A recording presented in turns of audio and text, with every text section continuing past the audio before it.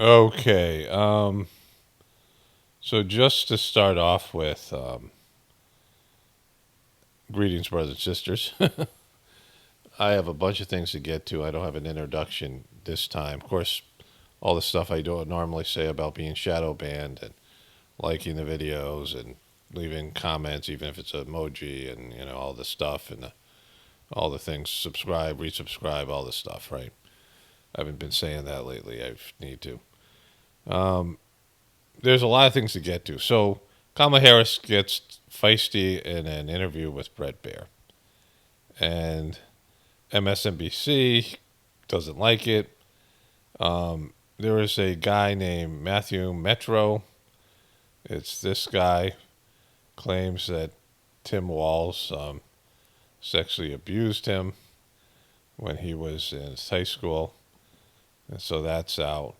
And Rachel Maddow, Stormy Daniels sent the tape to Rachel Maddow of her lawyer conveying to her an offer from Trump for another NDA.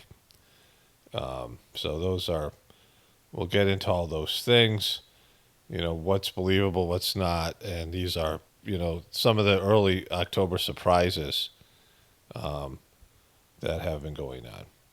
And so let's start with the Matthew Metro thing first, because let me see where that is. We see that this is being covered by MSNBC or MSN, and the not really much of the Boston Globe doesn't cover it. So this is if you say Tim Walz, Matthew Metro, and you hit the news button, the Times Now. So I guess this is the Times of India. Tim Walz assaulted sexual student, high school student Matthew Metro in 1997. Video surfaces. Times Now digital content verification verify the authenticity of this video. Um, so this is here's the guy here. This is the Times Now world, and so this is the one. They have not verified the authenticity of this video. Um, so who's to say what's up with this? You can find this here. This person posted Sarah Fields. There are other people have posted. If you search it at Twitter, Tim Walz, Bathroom Metro, you can hear the story. It's not fun to listen to. Um, he said that he was a gay student his parents were going through a divorce, and he was needing somebody to talk to, so he's talked to Tim Walz, and Tim Walz said, I know what your real problem is. I know how you feel about men, and he started to fondle him.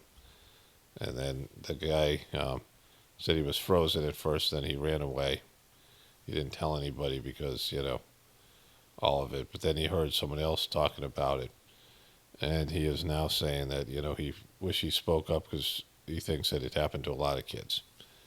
And so if this is true, Kamala Harris said that her biggest, she was asked, when's the last time you went with your gut? And she said, well, when I picked Tim Walz. And of course, she didn't pick Tim Walz. They had a couple of years to think about a vice president for Kamala Harris because they planned this for a while, at least a year out. They were planning this. They executed this too well to not have planned it, right? They knew Joe Biden was just mentally broken down. They knew American people weren't going to accept him as his presidency didn't go all that well. And so the Democratic establishment, the Joe Biden people, they knew that he had Parkinson's and he was breaking down. He couldn't withstand a campaign. You saw it. We saw how it played out, right? And so they had plenty of time to think about it, and they figured they need a white guy. They needed some guy that was white, they needed somebody in one of these swing states. And what they most needed was somebody that wasn't going to have any sort of bombshell type of situation, right? And so that was their number one thing. Like, that's why they picked Tim Walz, because he seemed like the most mild and the least, the other two guys had some issues, some baggage. Josh Shapiro and that other guy. And so they came down to these different, people, three dudes, and they picked Tim Walz, and they knew about Tim Walz for a long time. Like, it wasn't like they had to make a quick decision like everybody thinks. And so, how did they not know that there was these kind of things? How did they not know that, because he says in this thing that Tim Walz says, I know how you feel about men. I feel the same way. So Tim Walz said that to him, according to this guy in this video. This guy is sounds like he's African or something, or island or something. Like he's got a slight accent. How does this thing just come out now like it did? So, it doesn't make any sense other than they want Trump to be president. If this thing's true and if the media covers it. But enough people see this because it's going around Twitter. And, it's believable because Tim Walz seems like he is at least bisexual and his wife's so weird. And so, this is believable, right? So there's that part. Okay, so before we get to the Kamala Harris thing, I want to do the Rachel Maddow thing next. But Democrats are nervous, and Kamala Harris may be okay with that. Harris faces a new round of internal criticism as party activists complain she isn't doing enough rallies after weeks spent objecting that she wasn't doing enough interviews. Well, she didn't do any interviews. But either way, Kamala Harris, this is the kind of stuff that starts happening when someone's going to lose, right? Trump, we'll get into the Trump thing in a moment. This is really turning out to be kind of a mess from both sides. And so, Trump is already an established, known entity. So people have made up their mind about Trump. I can't believe that someone's they're surprised about Trump. I mean, the Trumpers are delusional. And the people that hate Trump, they're, delusional. But everybody else who's, in the middle, the people who are thinking about voting and they're not sold on Kamala, they know what Trump is to them. Trump, there's no surprises, October surprise for them for Trump. He hasn't gotten better. Trump's gotten worse on every level. Trump is not nearly as good as he was. And so there's all that. But then there's this. So the other thing is, this is Montel Williams. You remember him? He was kind of like the cool Maury Povich. He had all those, he was inside, one of those Jerry Springer type shows. Phil Donahue, the Oprah kind of shows, but more probably the closest comparison is Maury Povich, and you guys probably know who he is. And so she dated the guy, so she was an upward climber, right? Someone who dates a lot of celebrities before they're established, she was one of those girls looking for famous men, powerful men, right? She's much younger than him, and so this is his daughter. She doesn't look, like she's probably 5-10 years older than his daughter. First taste of the limelight when she dated talk show host Montel Williams. In this Just Unearthed video, they can be seen walking the red carpet at the 8th annual There's her smile. Race to Erase MS Gala in Los Angeles. The year was 2001. Harris was 36 years old. At the time, Harris was an under the... So she had dated this other guy, and, which was the governor, whatever his name was, can't remember it. And she was 29, he was 60, whatever he was, right? He was 61. His name was Willie Brown, I think. And let me show you that clip here. I'll do that later. Montel Williams was 9 years older than her. And so there they are together there. She was dating older men who were influential. Here's another little bit here. Doug Emhoff, she dated some prominent men, including in 2001, former talk show host Montel Williams. Back then, he was the famous one and had to introduce her to the paparazzi. Kamala Harris. So he had to tell everyone who she was, Kamala Harris. So she was into powerful men, right? Back then, Dougie Fresh is a white Jewish guy. She dated black men who really seemed to not want her. We'll get into a whole thing. I got some of her ads. She's trying to win over men and black men specifically, and she's struggling. They don't want any part of her as a demographic. And so she's underperforming, and with men and with black men. And so, just you can see that she was an upward climber. Let me show you that meme I have of her when she was 29 dating a 61-year-old dude. Fancy parties, fine women. So I want to get to her interview. That's going to take a little bit of longer time. So let me get into this first. So last night, Chris Hayes had Rachel Maddow. I think Chris Hayes' show is after Rachel's. I'm not sure when his show is, or before. Either way, she broke the Stormy Daniels story here. So her and Stormy Daniels are now buddies because she did an interview with Stormy after the whole trial with Trump, right? And Stormy Daniels is odd. Like, aside from being a porn star, and I guess that comes with that, she's an odd person, kind of weird. And she owed Trump legal fees. Now, Trump banged a porn star, and that's, like Stormy Daniels is a porn star. Like, it's, calling a woman a porn star would be, in most cases, an insult, right? For some women, it's a step up. Like, it's, would be a badge of honor. But mostly, it's like saying, she's a hoe, right? It's like it is saying that, right? And so being a porn star is kind of, it's not a glamorous thing. And certainly you're not a politician. You're a porn star if that's your job, like if you're a stripper or porn star or something like that. You don't have to, answer to people like you're a politician because you're just a porn star. So, that there's a freedom in that. Like, there's a freedom in being homeless. There's a freedom in being a criminal, if you're admitting to it, right?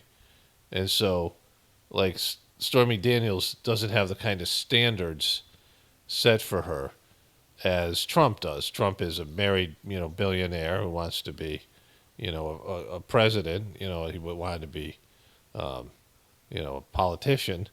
And politicians, you have to have certain moral standards and ethical standards. And, you can't bang porn stars. So Stormy Daniels, it was a possible golden ticket. And so Trump tried to pay her off, right? And used that scumbag Michael Cohen, his fixer lawyer, to do it.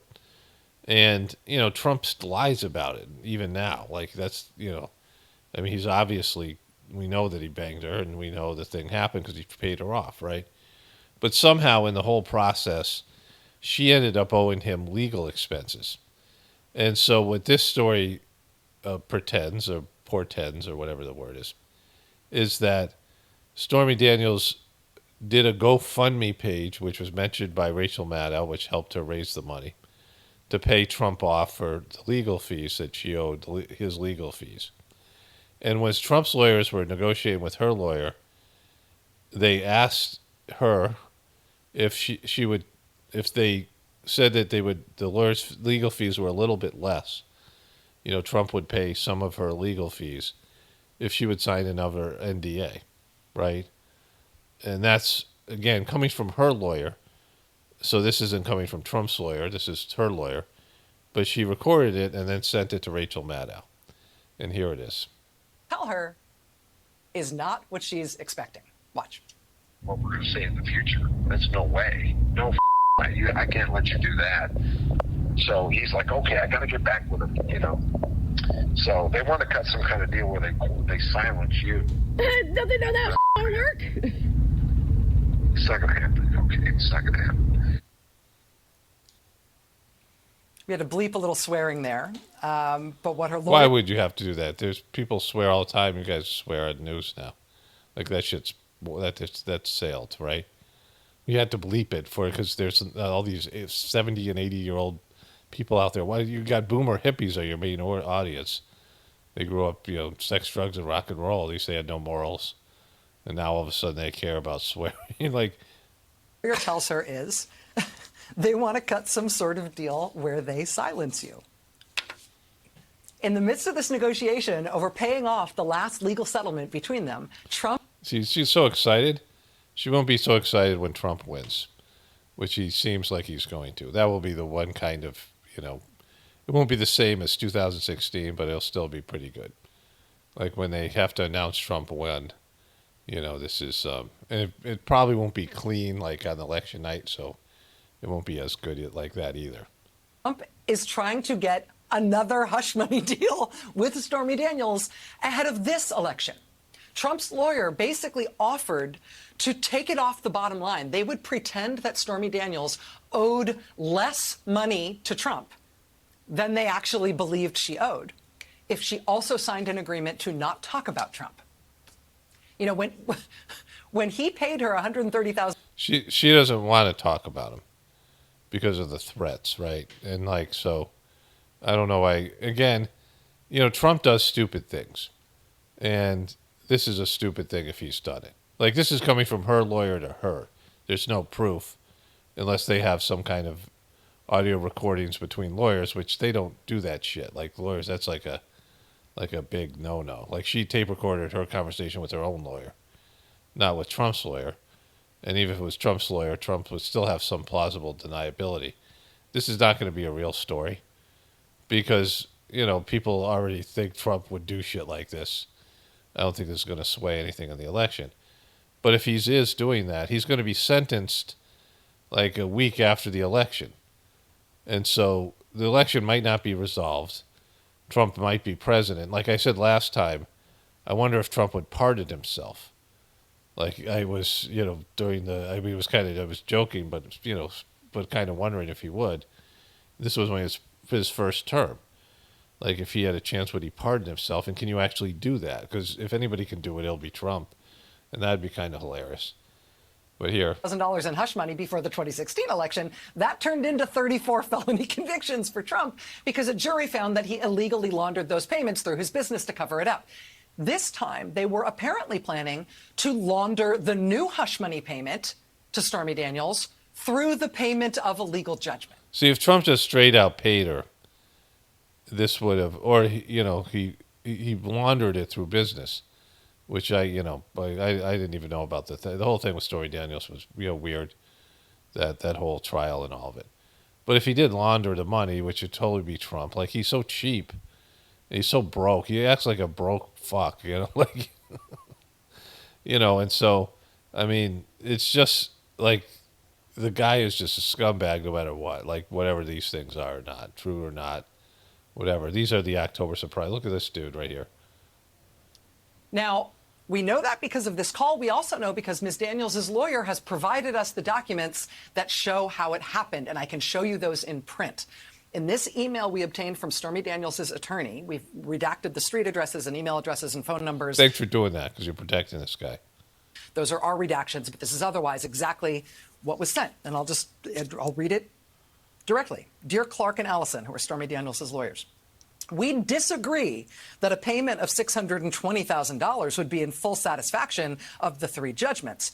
However, quote, we can agree to settle these matters for $620,000, provided that your client agrees in writing to make no public or private statements related to any alleged past interactions with President Trump or defamatory or disparaging statements about him, his business, and or any affiliates, or his suitability as a candidate for president. Okay, so that's really stupid. That's just really stupid. I almost said something. That's just really, really stupid. That the lawyers would put that in writing. That this would be a verbal negotiation with kind of a wink-wink, kind of situation. That they would put that in writing. It's just stupid. I don't think it's going to cause any issues. But, it's just bad. It's just bad. It's like Trump is, I think he's losing it, and he probably pressured his lawyers to do that. But why would his lawyers agree? They're like, no, what if she takes this piece of paper and gives it to Rachel Maddow? She's already they saw the testimony, some of it with Stormy Daniels in her interviews, and she's kind of batshit crazy, and she's loud and talkative, and just she's like a sieve. There's no way you could ever have a good agreement with such a person. She's incapable of not talking and doing these things. And so that's just really stupid to have that in writing. I don't think it's going to come to anything. It might. Who knows? Like it's such a mess. You know, when election day happens and somebody's won, even though Joe Biden is senile and he is, a disaster in his way, the day after the election, or when it comes through, like there'll be people celebrating because they're, they hate Kamala or they hate Trump or whatever, or they, they loved whatever their thing is. There'll be people celebrating, but if you really tune into it, you're going to feel like shit. Like it's just going to be like, oh my God, this is going to be a disaster. Like whoever wins, you're going to feel like, oh my God, this is going to be bad. Like you just, like something bad happened, right? Like, you ever see that movie where the 40-year-old virgin, where Steve, whatever his name is, Carell, wakes up after he's told these kind of a-hole fellow employees that he's a 40-year-old virgin, and he's sitting in bed all night, like worried about he's got to go to work the next day. Like he's going to work, and these guys all know, and everyone at work knows there's going to know he's a virgin, and he's like thinking about it, tossing and turning. And then he goes to sleep, and then he wakes up. He goes, "This is going to be bad," right? It's like one of the funny parts of the movie. Like he knew that he was screwed. Like this. Once they figured out he was a virgin, it was going to be a thing, right? And so, you're going to wake up one day and, the near future, realizing it's going to be second term for Trump or first term for Kamala Harris, and you're going to go, holy fuck, this is going to be bad, right? This whole thing, it's a mess. Okay, so YouTube just recommended this to me, and it, sparked some memories of things I don't talk about very much here. And Kamala's a piece of shit, but she says something here that, I tentatively agree with. But this woman's, this is the problem with the MAGA people. This is the problem with, white America, right? The Republican white America that doesn't acknowledge that, what white people did to people who they conquered was not great, right? Like it kind of sucked. And, owning that, just, it's like admitting something that's easy to admit if it happened so many years ago and you don't even have a direct connection to it. Like, why would it be hard for a white person to admit that slavery and what was done to the Native American people was pretty sucky? Like, why is that hard for you to admit? Why is that hard for you to admit as a white person that sucked? Like, regardless of what kind of people they were, the black people in Africa and the Native American people and the indigenous people in America, because they had their own issues. They took slaves. They did their own thing. People all suck, right? But what the Europeans did to people all around the globe sucked. And if you have some of that ancestry in you, which, many of us do, if you're of English ancestry, just admit, yeah, that sucked. That wasn't cool. Like, yeah, my bad, right? Or whatever, our bad, whatever it is, right? It's not like, it happened years ago.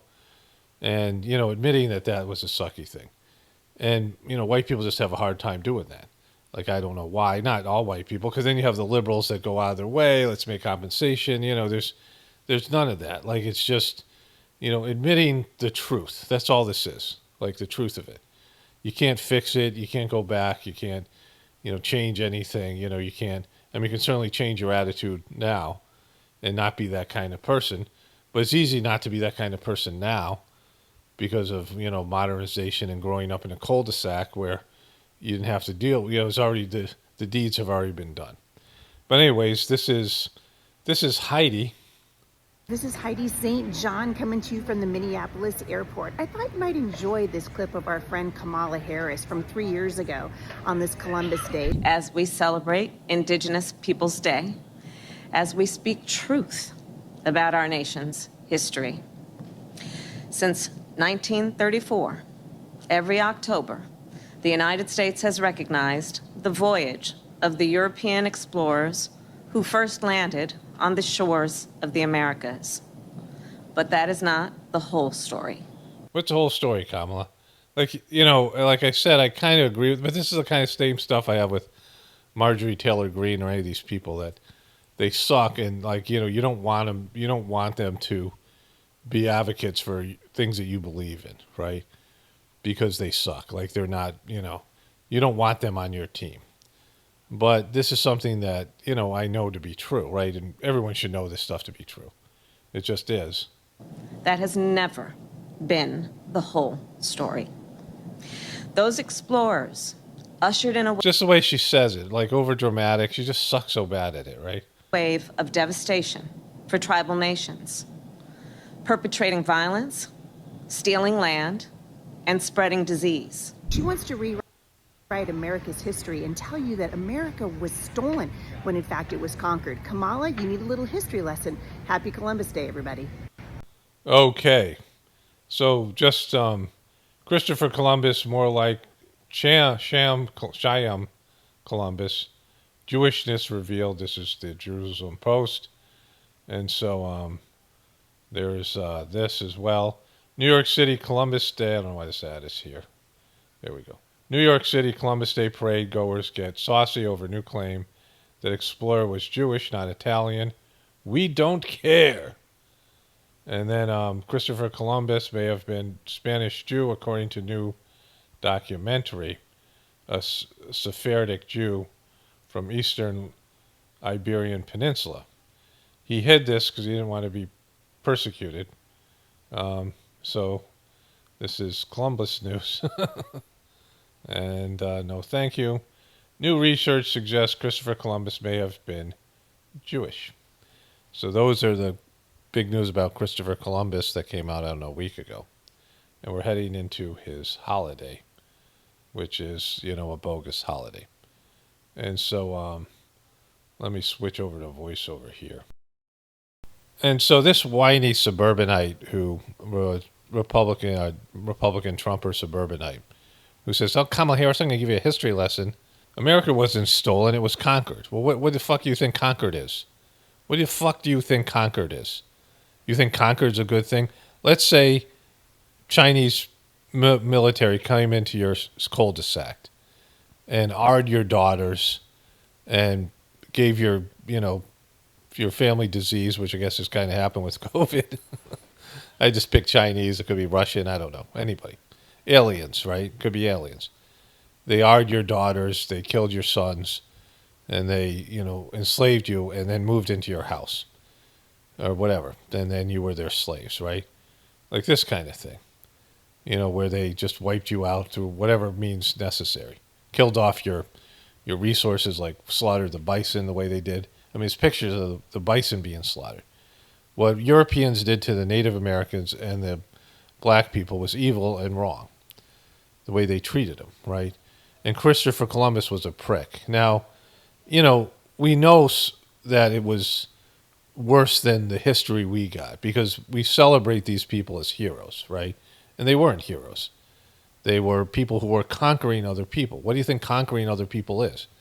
It's taking people who, live in a place and stealing their land and their resources and then doing something to them, either killing them or putting them in what later became concentration camps. They said the Nazis, Hitler, used the American model of reservations, Indian reservations, when he did whatever he did to the Jewish people in terms of concentration camps, right?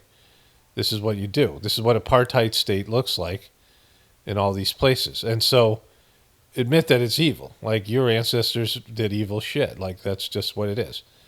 The same thing with these other peoples. They all had slaves. Black people were selling black people to white people, to Europeans, slaves. I mean, this whole thing. History is hard to really, history is his story. And the people who win, the oppressors, are always the ones who write the history because the other people don't have a voice. That's why the First Amendment is important. It's like the people right now, the liberal people are trying to rewrite history or this history that's going on and saying that if you are a crazy conspiracy theorist and you're the danger to America and you're the bad people, right? That's what it felt like for these other people, but much worse because it wasn't just words and things like this. It actually was enslavement and this other stuff, right? And so this woman saying that she's trying to rewrite history, well, history has already been rewritten. The history you grew up with is bullshit. If you don't know that, right? Like everything you've been told is a lie. And so you can try to figure it out and, this is there's that book by Howard Zinn, A People's History of the United States, and it's about the view from the oppressed, the way the oppressed people viewed their being conquered, right, or being the land being stolen. It's the same thing. Conquered and stolen is the same thing. When you think conquered is a nice thing and it's a fair thing, it's where you have material superiority, where you're able to oppress somebody else based in your having better military technology and training and equipment. You're able to bully people. That's what that is. So Europeans came over and they bullied the Native Americans and they bullied the African slaves. It wasn't good. It wasn't, there's no excuses for it. There's no, that was just the time. It was just, it's just evil shit people do, right? And in Howard Zinn's, I went to a college that used this. It was kind of a hippie liberal college. And it was interesting to have a different educational perspective. It helped me see things the way I see it now. You have to be able to understand other people's point of view. And, I was open to it. I was more liberal at the time. And this is something where liberal people were bringing in truth.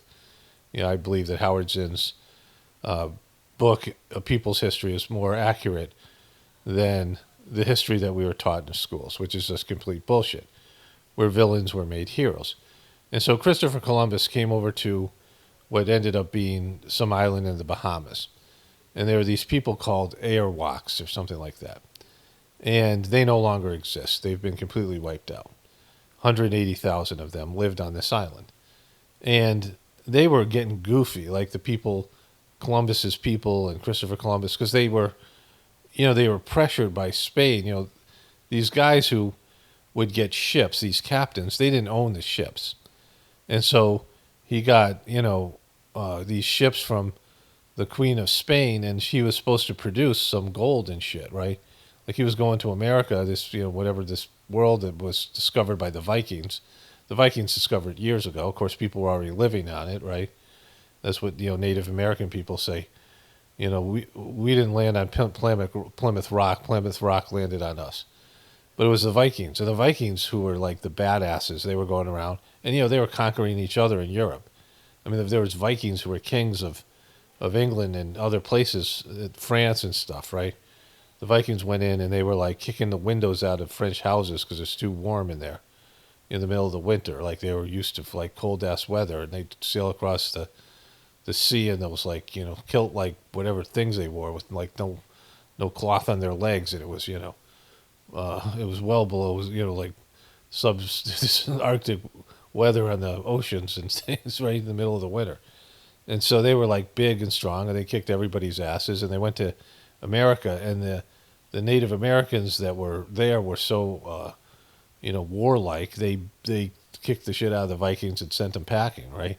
Like there was one place the Vikings couldn't get a stronghold, but the Vikings left European diseases behind, and it decimated the population. So when the Pilgrims came years later, it was something different. But Christopher Columbus discovered this island, and there's no people. The original people are no longer there. So there's some validation to Howard Zinn's account here. But he said that, in Christopher Columbus's own diary, like when he said this, he said, "Oh, these are very simple people, very gentle, simple people. With just a handful of soldiers, we can subjugate them all." And they were like cutting people's hands off if they didn't deliver gold. Like they had some gold, but not enough to, appease the Spanish, queens and the royalty and the people there that gave him the boat, so he had to bring back money. And they were like carrying people around. They had these people like they were riding on people. It was like, really bad. They were cutting off people's hands if they didn't produce gold, but there was no gold there to be found. It was just some tropical island with no, there's some gold on that island, but nothing that, not the amounts that they would need to justify this voyage and things.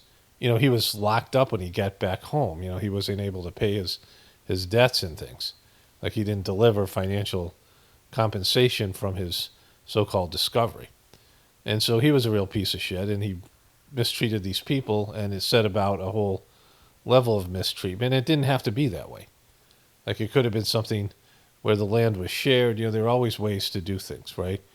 But there was a, conquering of these people, and that's what white people did to these people, enslaved black people and conquered the indigenous people and just, admit to it. Like, it isn't like, it doesn't affect me as a person, right? Like, I have my own past life issues, but in terms of my ancestors weren't slave owners. Like Kamala Harris' grandfather, great-great-great-grandfather was Irish slave owner. And the guy left England because they wouldn't let him have slaves anymore. Like, he so much liked having slaves. But you see these, Downton Abbey shows, and these people have servants and things. For me, that's an uncomfortable thing. When I was in India, we had this Indian woman who used to clean and cook a meal. And, I was going through a tough time and, whatever, my kids. And it made me uncomfortable. And my kids weren't doing chores they used to do, and I didn't feel good about that. And, like, she was doing everything. And we were paying her, like, $80 a month. It was, like, obscene. I never really liked it. And it made me, like I said, she's a nice lady. And, she wanted the job. I mean, she was, like, it wouldn't be good for me to fire her, because I just, whatever she did was fine. I didn't care. Like, I was in, like, we didn't speak, she didn't speak English. It was like one of those things. She'd come, some days she wouldn't show up, whatever. But I never liked it. Like, it made me feel uncomfortable. Like, I don't like that kind of thing. Like, I like to do for myself, whatever. There's some people really like to be served and want people to serve them. And, that is whatever it is. But I had my bad past lives. Like, I have reason to believe that I was one of these Asura kings who had a long life in India and, just did a bunch of bad shit. It was, one of these people who abused power. And so, if that's true, either way, now I have a distaste for it. I'm not into having power. I'm not into any of these things. I don't like it. Like, I don't strive for political power, or I don't want to be a boss or, a king or any of these things. Like, those would be a nightmare situation for me. And so for that, whatever evolution that's happened for my part, that's a good thing. Like, I've evolved past that type of, attitude and behavior. Like, I don't see any value in that. I have actually kind of almost the opposite of that, like an aversion to it, right? Like, if you get drunk and you drink tequila and, like, the smell of tequila makes you sick, right? Some kind of thing. But whatever, like, I can accept that in the human condition, there is this attitude towards dominance and conquering and things, oppression, and we all have somehow connected to that, right? Like, it's what we do as human beings. And it's not like one race is worse than the others. I mean, white people has been the dominant, sort of most oppressive, but it's in every culture around the world. There's places like Bhutan or something, but it's, in the history of the country. Like, these Vikings, they were really badasses, and they were really, like, tough and brutal. If they had a kid that was, like, malformed, or some kid with, like, a disability, they'd, like, throw it up against the rocks or leave it out there to die, right? Like, they valued strength. But I know a lot of people from Denmark, because they do the meditation. Like, I probably have met over 60 or 70 people from Denmark in terms of who do the Sajmark meditation. They're always there. It's a big contingent, like a very small country that produced a lot of people who like this meditation that I do. And they're like the nicest, sweetest people, like, just no aggression. They're not, they're just, like, totally passive and whatever, but they have that in their history. They, I don't know how they deal with it, right? I know a number of people who are German. I met a guy from Germany. My best friend from high school his dad was African American, his mom was German. She had a German accent. And he went over there and traveled, and then his cousin came, and we were, sharing an apartment at the time, and his cousins came and slept on the couch. And we were talking about this stuff, and he had a friend he met there from Germany, like some guy who just was German that he met around his age. And then we were hanging out sometime, and, I was asking him about what they felt about, like, Hitler and these things, and they were all embarrassed by it, like the country is.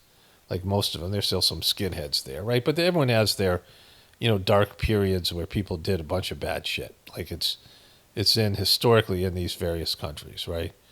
And, if that's your ancestry, you just, you're aware of it, right? But, like, you hopefully you evolve out of it.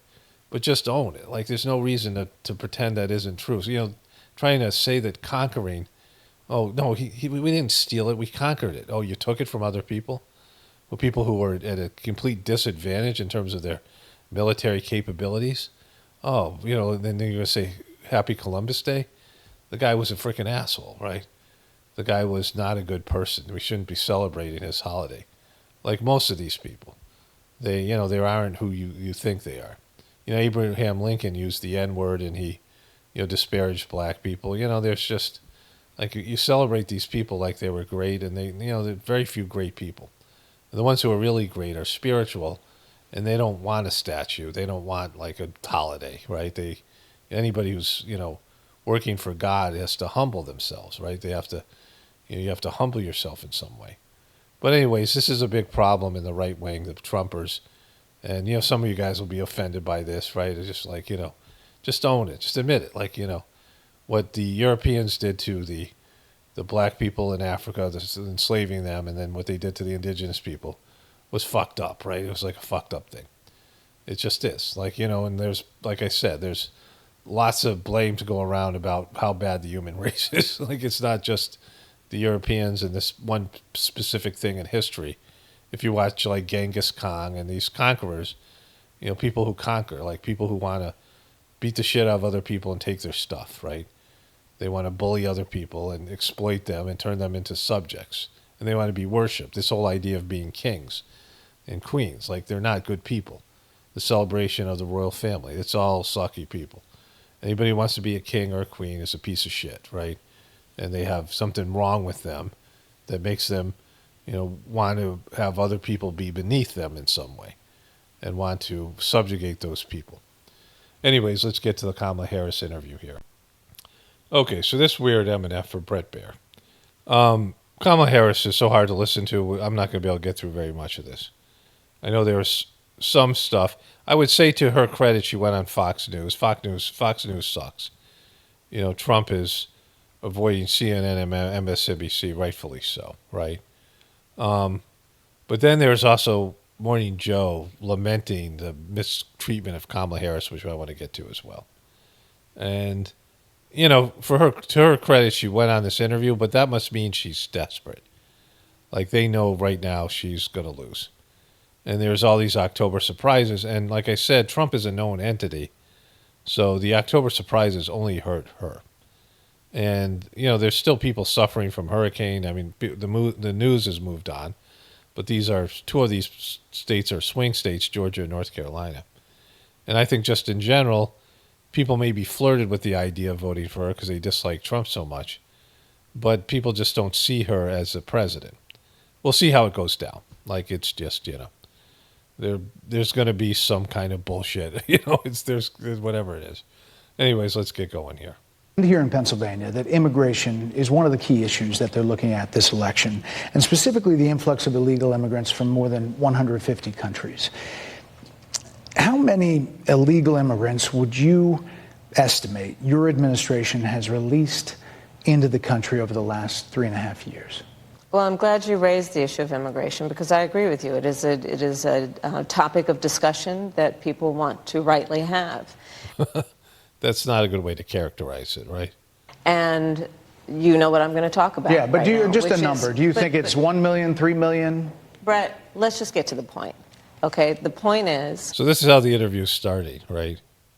That we have a broken immigration system that needs to be repaired. So your Homeland Security Secretary said that 85% of apprehensions... I'm not finished. We have it's a an rough immigration estimate of 6 million people that have been needs to be- released into the country. And let me just finish. I'll get to the question, I promise you. I was beginning to answer. And when you came into office, your administration immediately reversed a number of Trump border policies. Most significantly, the policy that required illegal immigrants to be detained through deportation. So this was an actual disaster. Plus, the people that were potential immigrants, illegal immigrants, they heard that Trump was gone. And, they don't know very much about American politics, right? These places they're coming from. Like, they don't have the kind of, they're not coming from places where they have access to and don't care about American news, right? You go to other countries and America is, the people talk about America more than we talk about those other countries, but they have their own bullshit they're going through, right? But they hear Trump is gone, and they knew Trump was, at least in terms of his rhetoric, was anti-immigrant. And so remember, they flooded there was an immigrant crisis that was happening as soon as Joe Biden got elected. And the Republicans wanted to do as much as possible to make that also a reality. But it was because of Joe Biden's reversing these policies and also the perception of these immigrants. And it's a good time to come to America for them to cross. Mexico is in the spring, right after the election. Remember that? So that was what he's referring to here. And Kamala Harris has nothing to say about it. Like, they completely fucked that thing up, right? Either in the U.S. or in Mexico. And you switched that policy. They were released from custody awaiting trial. So instead, included in those were a large number of single men, adult men, who went on to commit heinous crimes. So, looking back, do you regret the decision to terminate Remain in Mexico at the beginning of your administration? At the beginning of our administration, within practically hours of taking the oath. Taking the oath. The first bill that we offered Congress, before we worked on infrastructure, before the Inflation Reduction Act, before the Chips and Science Act. That I don't know if it's nasal, but that tone that she makes, right? And that's an act, and then an act, and then I can't even really replicate it.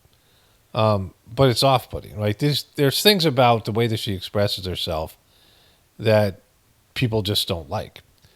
You know, she just has this way about her, right? And there's people like this who, you know, when you talk to them, you're just like, make it stop, right? Like, just I got to get away from it. Like, it's just the sound, the gestures, the expressions. She's just one of those off-putting people. There's some people who are just naturally likable.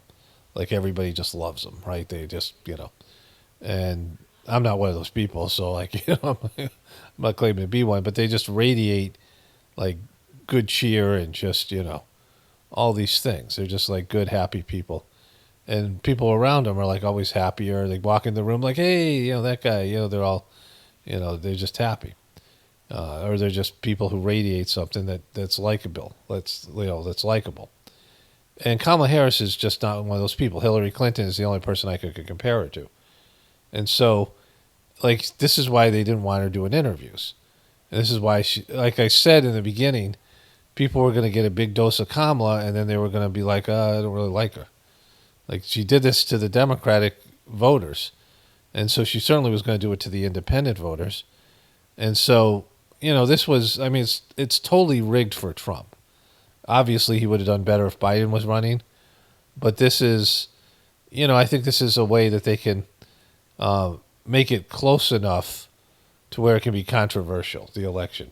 Before the bipartisan Safer Communities Act, the first bill, practically within hours of taking the oath, was a bill to fix our immigration system. Yes, ma'am. It was called the U.S. Citizenship Act of 2021. Exactly. It was essentially a pathway to citizenship for the... Yes, ma'am.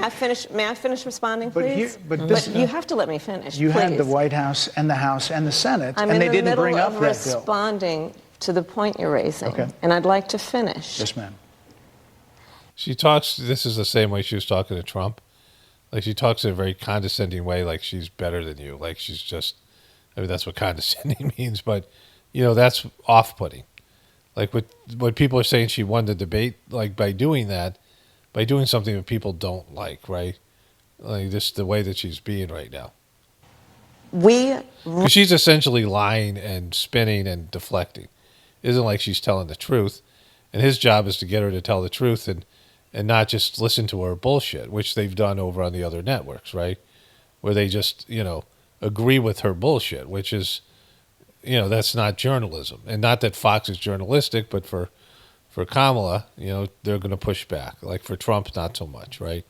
Because Fox sucks, and Fox is the reason MSNBC and CNN suck as bad as they do. Recognized from day one that, to the point of this being your first question, it is a priority for us as a nation and for the American people. And our focus has been on fixing a problem. And from day one, then, we have done a number of things, including to address our asylum system and put more resources, getting more judges, what we needed to do to tighten up penalties and increase penalties for... Like, I don't imagine anybody listening to this is buying her bullshit. You know, people listen to Fox. But, she can't say the truth, which is Joe Biden sucked on this. And she was a part of that because he gave her the immigration czar title as a way to undermine her political power. So people wouldn't be talking about that Joe Biden's senile, they could replace him with her. Because she was a disaster as a vice president, partly because she's Kamala, but partly because Joe Biden screwed her over. Certainly giving her the immigration thing was a big screw job. Like, she didn't want that. Nobody wanted that, right? It was a mess, and no one was going to fix it. For illegal crossings, what we needed to do to deal with points of entry between border entry points, that's the work we did, and we worked on supporting what was a bipartisan effort, including some of the most conservative members of the United States Congress, to actually strengthen the border. That border bill would have put 1,500 more border agents at the border, which is why I believe the Border Patrol agents supported the bill. It would have allowed us to stem the flow of fentanyl coming into the United States, which is a scourge affecting people of every background, every geographic. Geez, they were doing such a great job. Why is it a liability? Graphic location in our country, killing people. It would have allowed us to put more resources into prosecuting transnational criminal organizations, which I have done as the Attorney General, former Attorney General of a border state. Madam Vice President, a couple of things. Prosecuted trafficking of drugs, guns, and human beings. And Donald Trump, but let me just finish. Six Democrats voted against that bill. Learned about that bill and told them to kill it because he preferred to run on a problem instead of fixing a problem. And in this election, this is rightly a discussion that the American people want to have. And what they want are solutions, and they want a president of the United States who's not playing political games with the issue. I hear you. I don't know how anybody can listen to her. I mean, I just, it's horrible. I just go through a little bit more of this. I have one other clip to show you. But it's impossible to listen to her.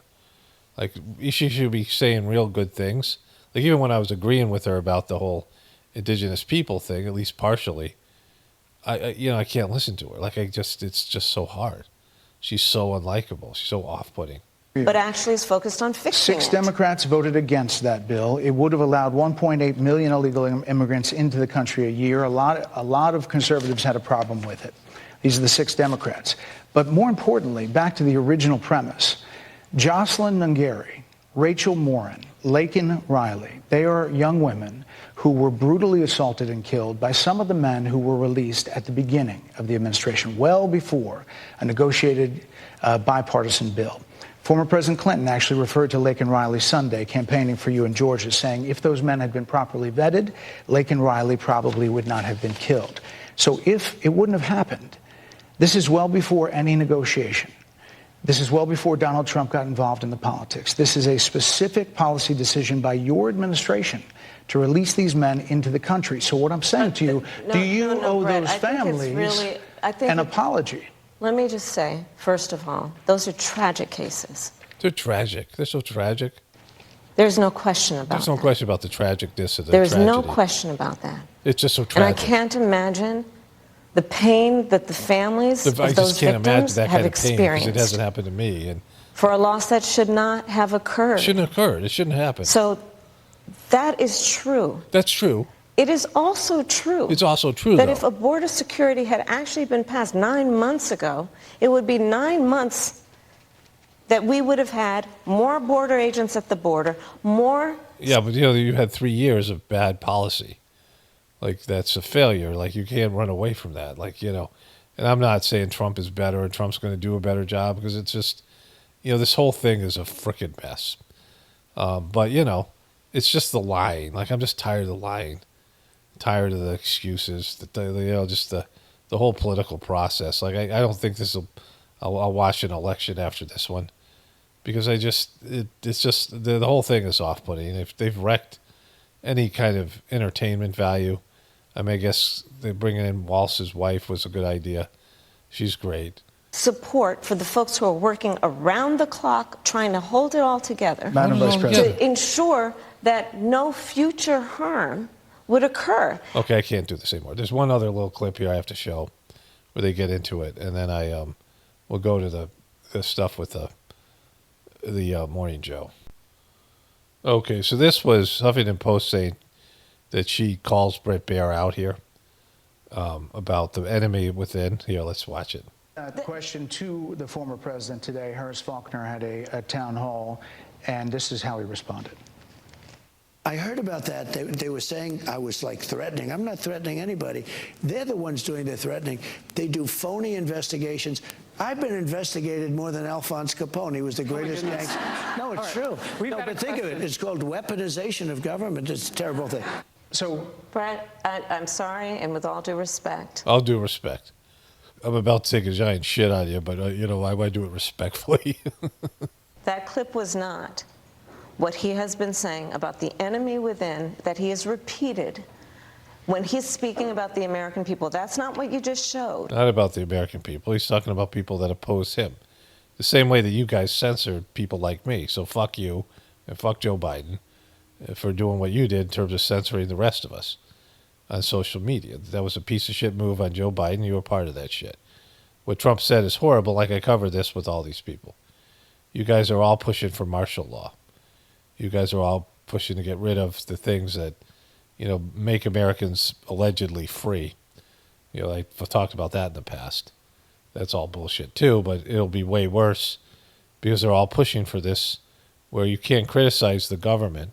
Joe Biden said the same thing about weather modification. Hillary Clinton wants to pull, that whatever it is that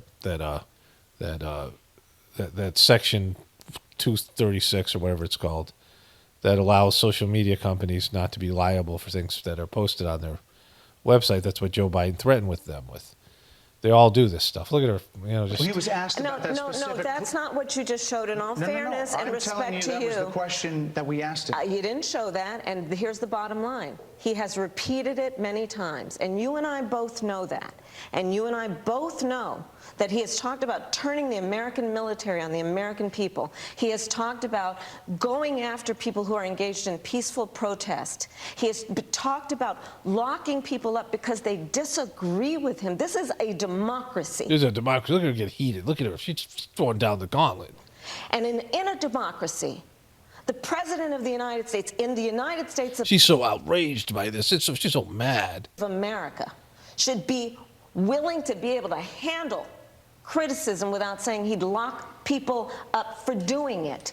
And this is what is at stake, which is why you have someone like the former chairman of the Joint Chiefs of Staff saying what? Saying what Mark Milley has said. What did he say? About Donald Trump being a threat. A threat?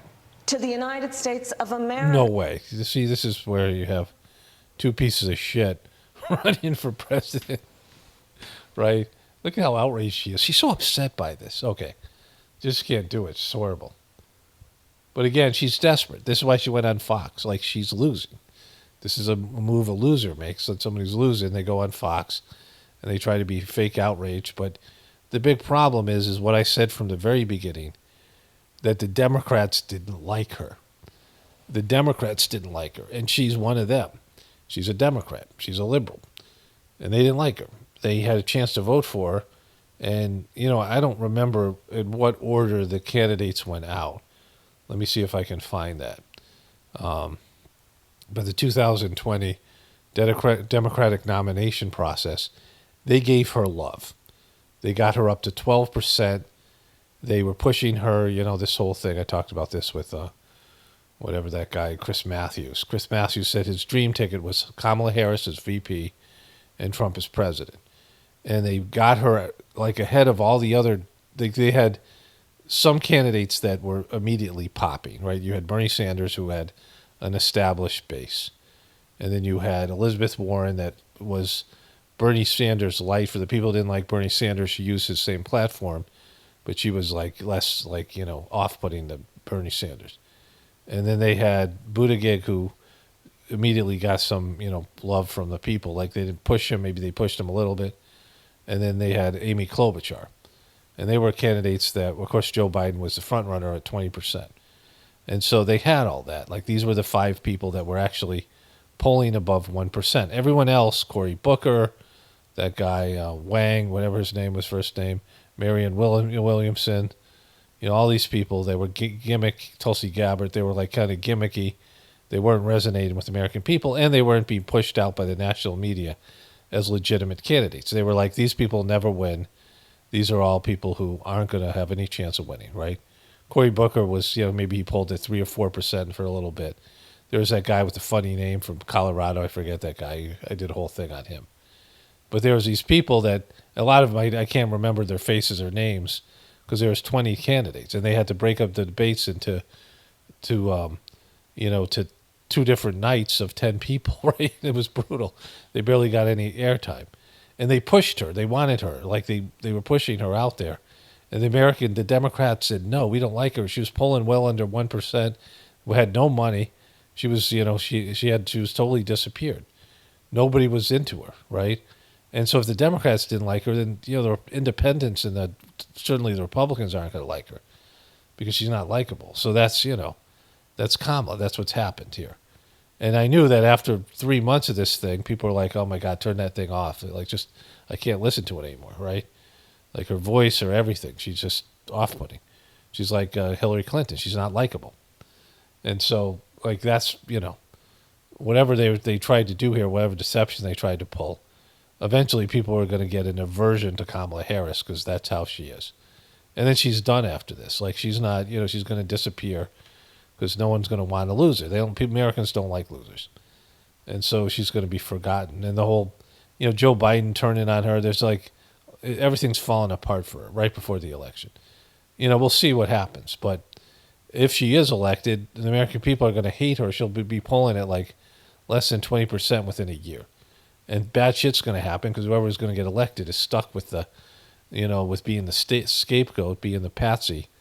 And so, I mean, she thinks it's great to win, but it'll be constant. Even the mainstream media will be after her. And it'll be like, there'll be nobody watching MSNBC and CNN because they're going to be trying to push her as, they'll be trying to cover up for her. And without Trump there, their ratings will plummet back to the days before Trump. Like their best ratings have because of Trump and the hatred of Trump. Okay, I got a few more things to cover here. This one's called Nothing Fair and Balanced, about what we saw in the Harris interview. Before we get to this, what Bret Baier did, lobbying her that question about Trump and not showing the part about Trump and making it just partisan, he set her up to lecture him. And, that was him lobbying her, giving her that, that bit there. It makes him look like he's for Trump and, that he's not saying anything negative about Trump. And I'm sure they're going to cover that here. And, it gives a soundbite for the Democrats to play, making her look like she did a great job over there, right? Like the whole thing is so rigged. That's what I'm saying. That Matthew Mateo thing, there's already people out there saying it's debunked. And I don't know if it is. It's AI generated. He wasn't a real student. Like, there's nothing that you can believe about anything anymore. You can't trust the mainstream media and you can't trust social media. And so it's just all bullshit. Like they've achieved something where people used to be able to trust mainstream media or did. And now people didn't trust mainstream media anymore. They trust the internet. Now they don't trust anything, which is basically, you'll find something that agrees with your belief system and believe that. Like that's the world we live in now. But anyways, here are these clowns here. And apparently there is, October is National Sudden Cardiac Arrest Awareness Month. And I'll hopefully get to that at the end of this thing here. I used to cover this on my other channel. Maybe I'll just do a quick video on my other channel. So that just shows you where we are with all that stuff. But here, the Vice President of the United States wasn't really given the opportunity to respond. Here's how that played out. How many illegal immigrants would you estimate your administration has released into the country over the last 3.5 years? Well, I'm glad you raised the issue of immigration because I agree with you. It is a She didn't answer the question. Like Trump doesn't answer the question either. They don't answer the question when it's something bad for them. They don't tell the truth. So anything goes. Like, if you ask somebody a question and they don't answer it, it's annoying as F, right? If you're asking somebody a question and they don't give you an answer, and it's something like numerical, then it sucks. Like this is a kind of a gotcha question. It is whatever it is for immigration, but she doesn't answer the question here. So to say that a topic of discussion that people want to rightly have. And okay, so that was just fluff. It's a topic of discussion that people want. It's not a topic of discussion. Like it could be the downfall of America, even though the downfall of America is the moral depravity. How people are. First and foremost, it's the quality of ethics and morality in America, the moral breakdown, and how people are just becoming worse and worse, and idiocracy and those things. And then there's a bunch of stuff that goes with that, right? Immigration being one of them. But, discussion that people rightfully will want to have. And you know what I'm going to talk about. Yeah, but right do you now, just a number? Do you think it's 1 million, 3 million? Brett, let's just get to the point. Okay. Let's just get to the point, Brett. No, you didn't get to the point. You didn't. You said that like he asked you a question and didn't answer it. He sucks. You suck. The whole thing sucks, right? But let's fast forward because we already saw this stuff to where they're going to come back and here.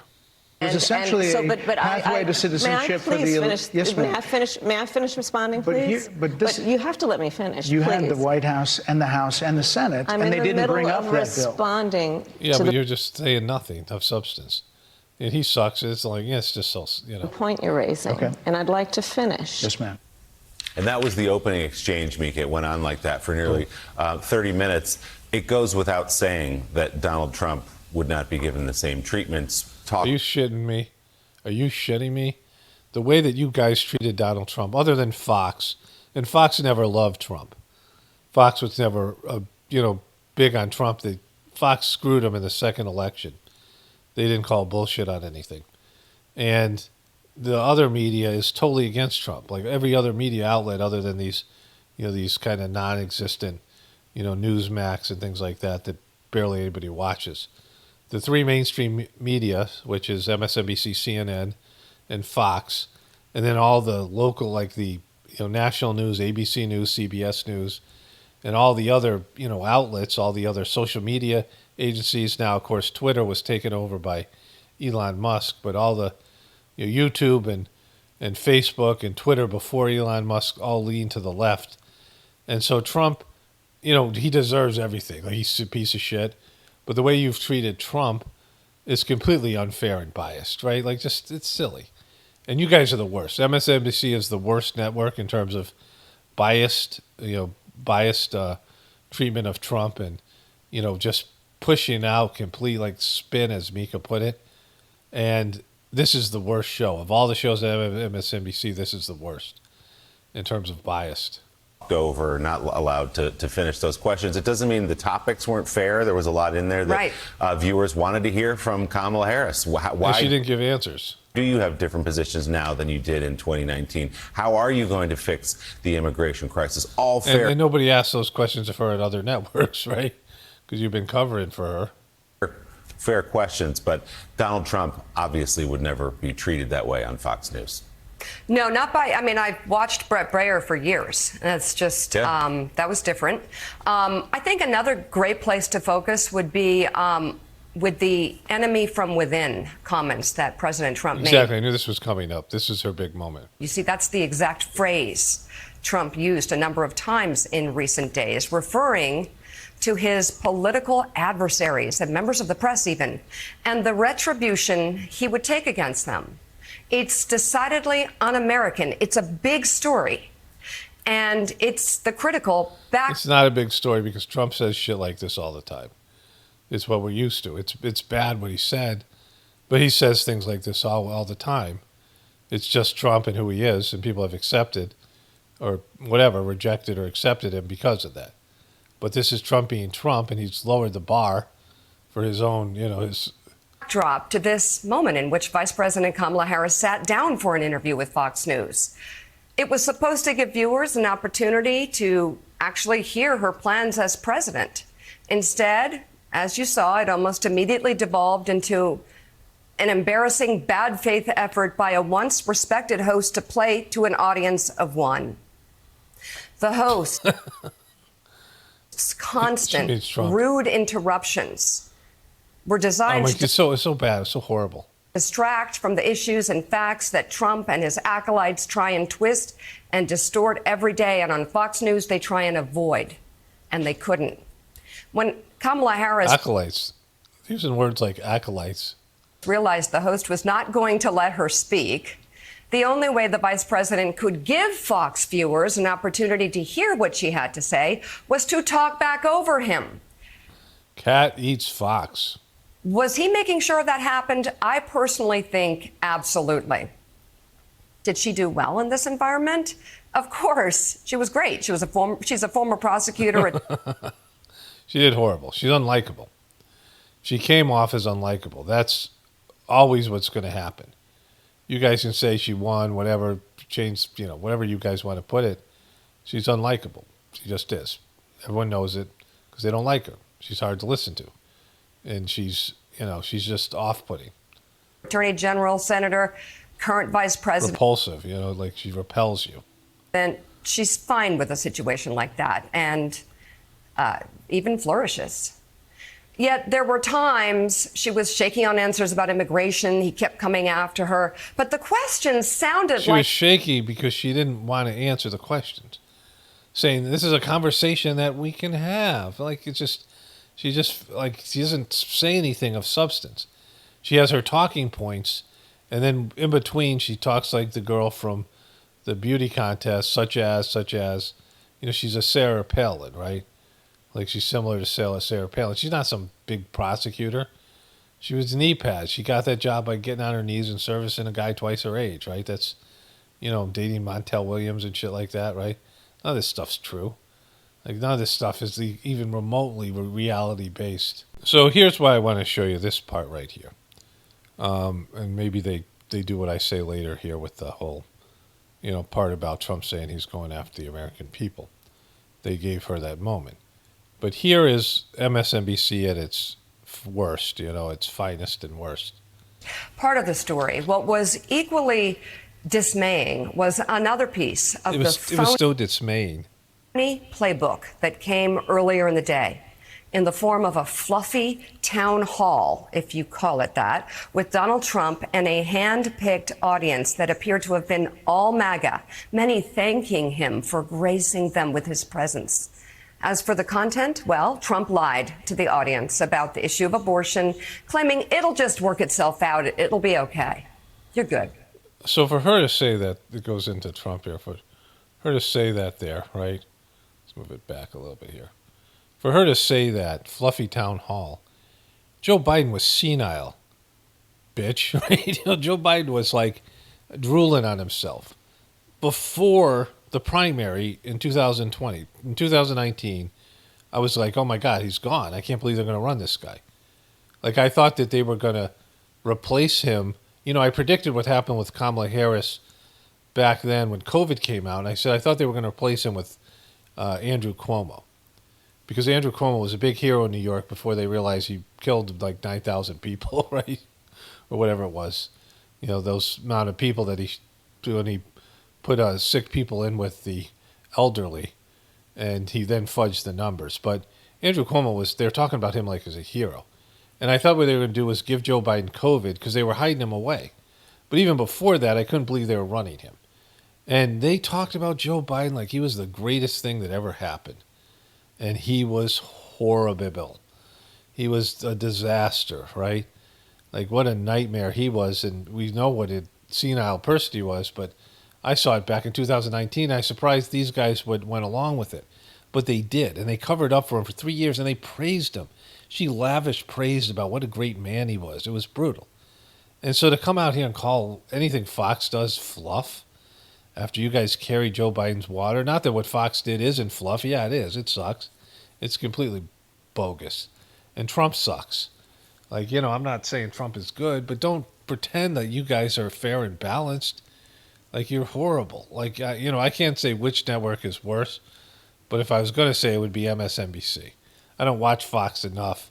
Every time I watch Fox, every time I watch Fox, it's a nightmare. But, I don't watch it a lot. It's hard to watch. And I can mock this better. But of CNN and MSNBC, this is the worst network, and this is the worst show. And Mika is the worst person. She's talked about spinning. She's talked about it's her job to tell the American people what to think.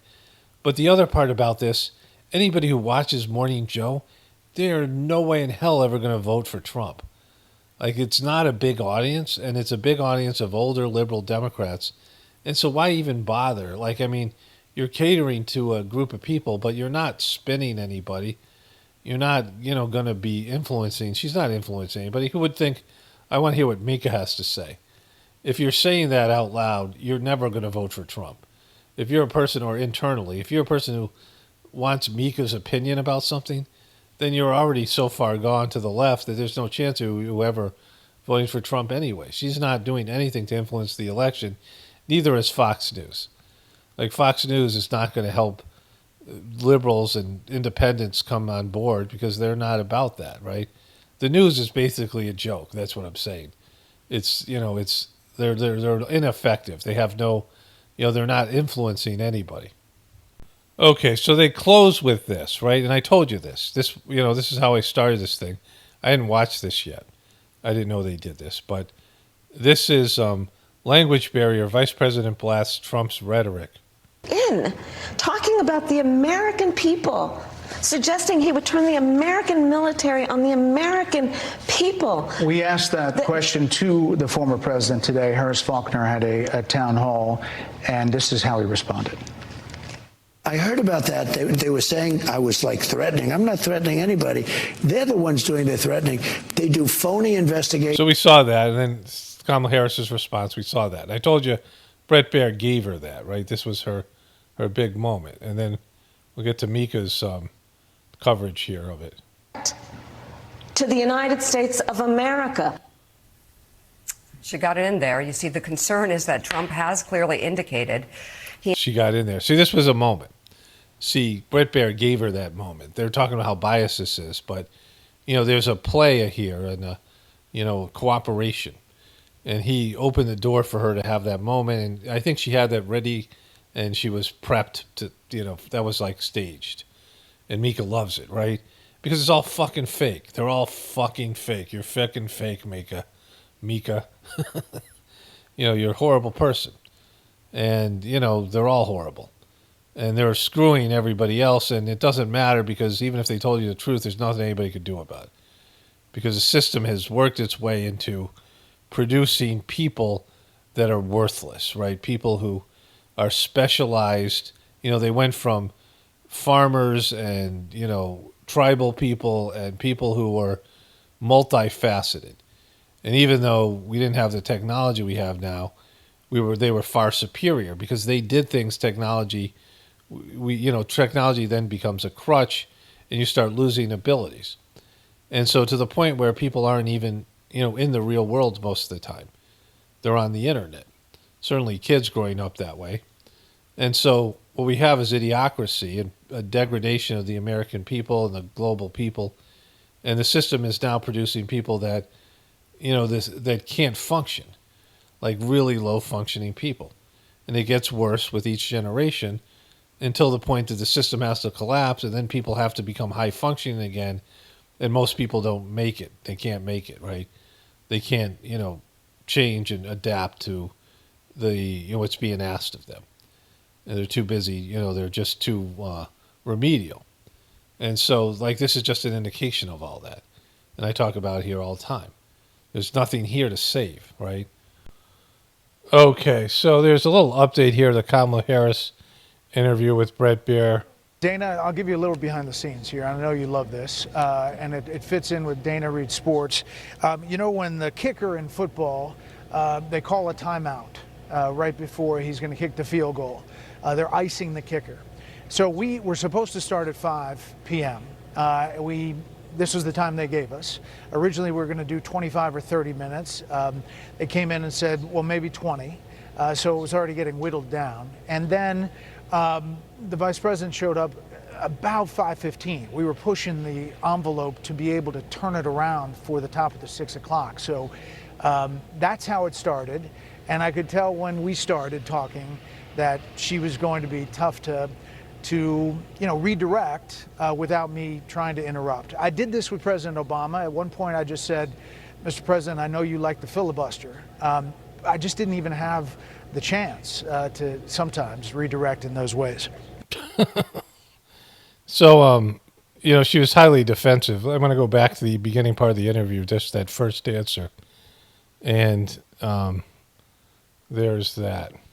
So Ethel Kennedy, one of the Kennedys, there's Bill Clinton here, and there's these two. So these are the three former Democratic presidents that are still alive.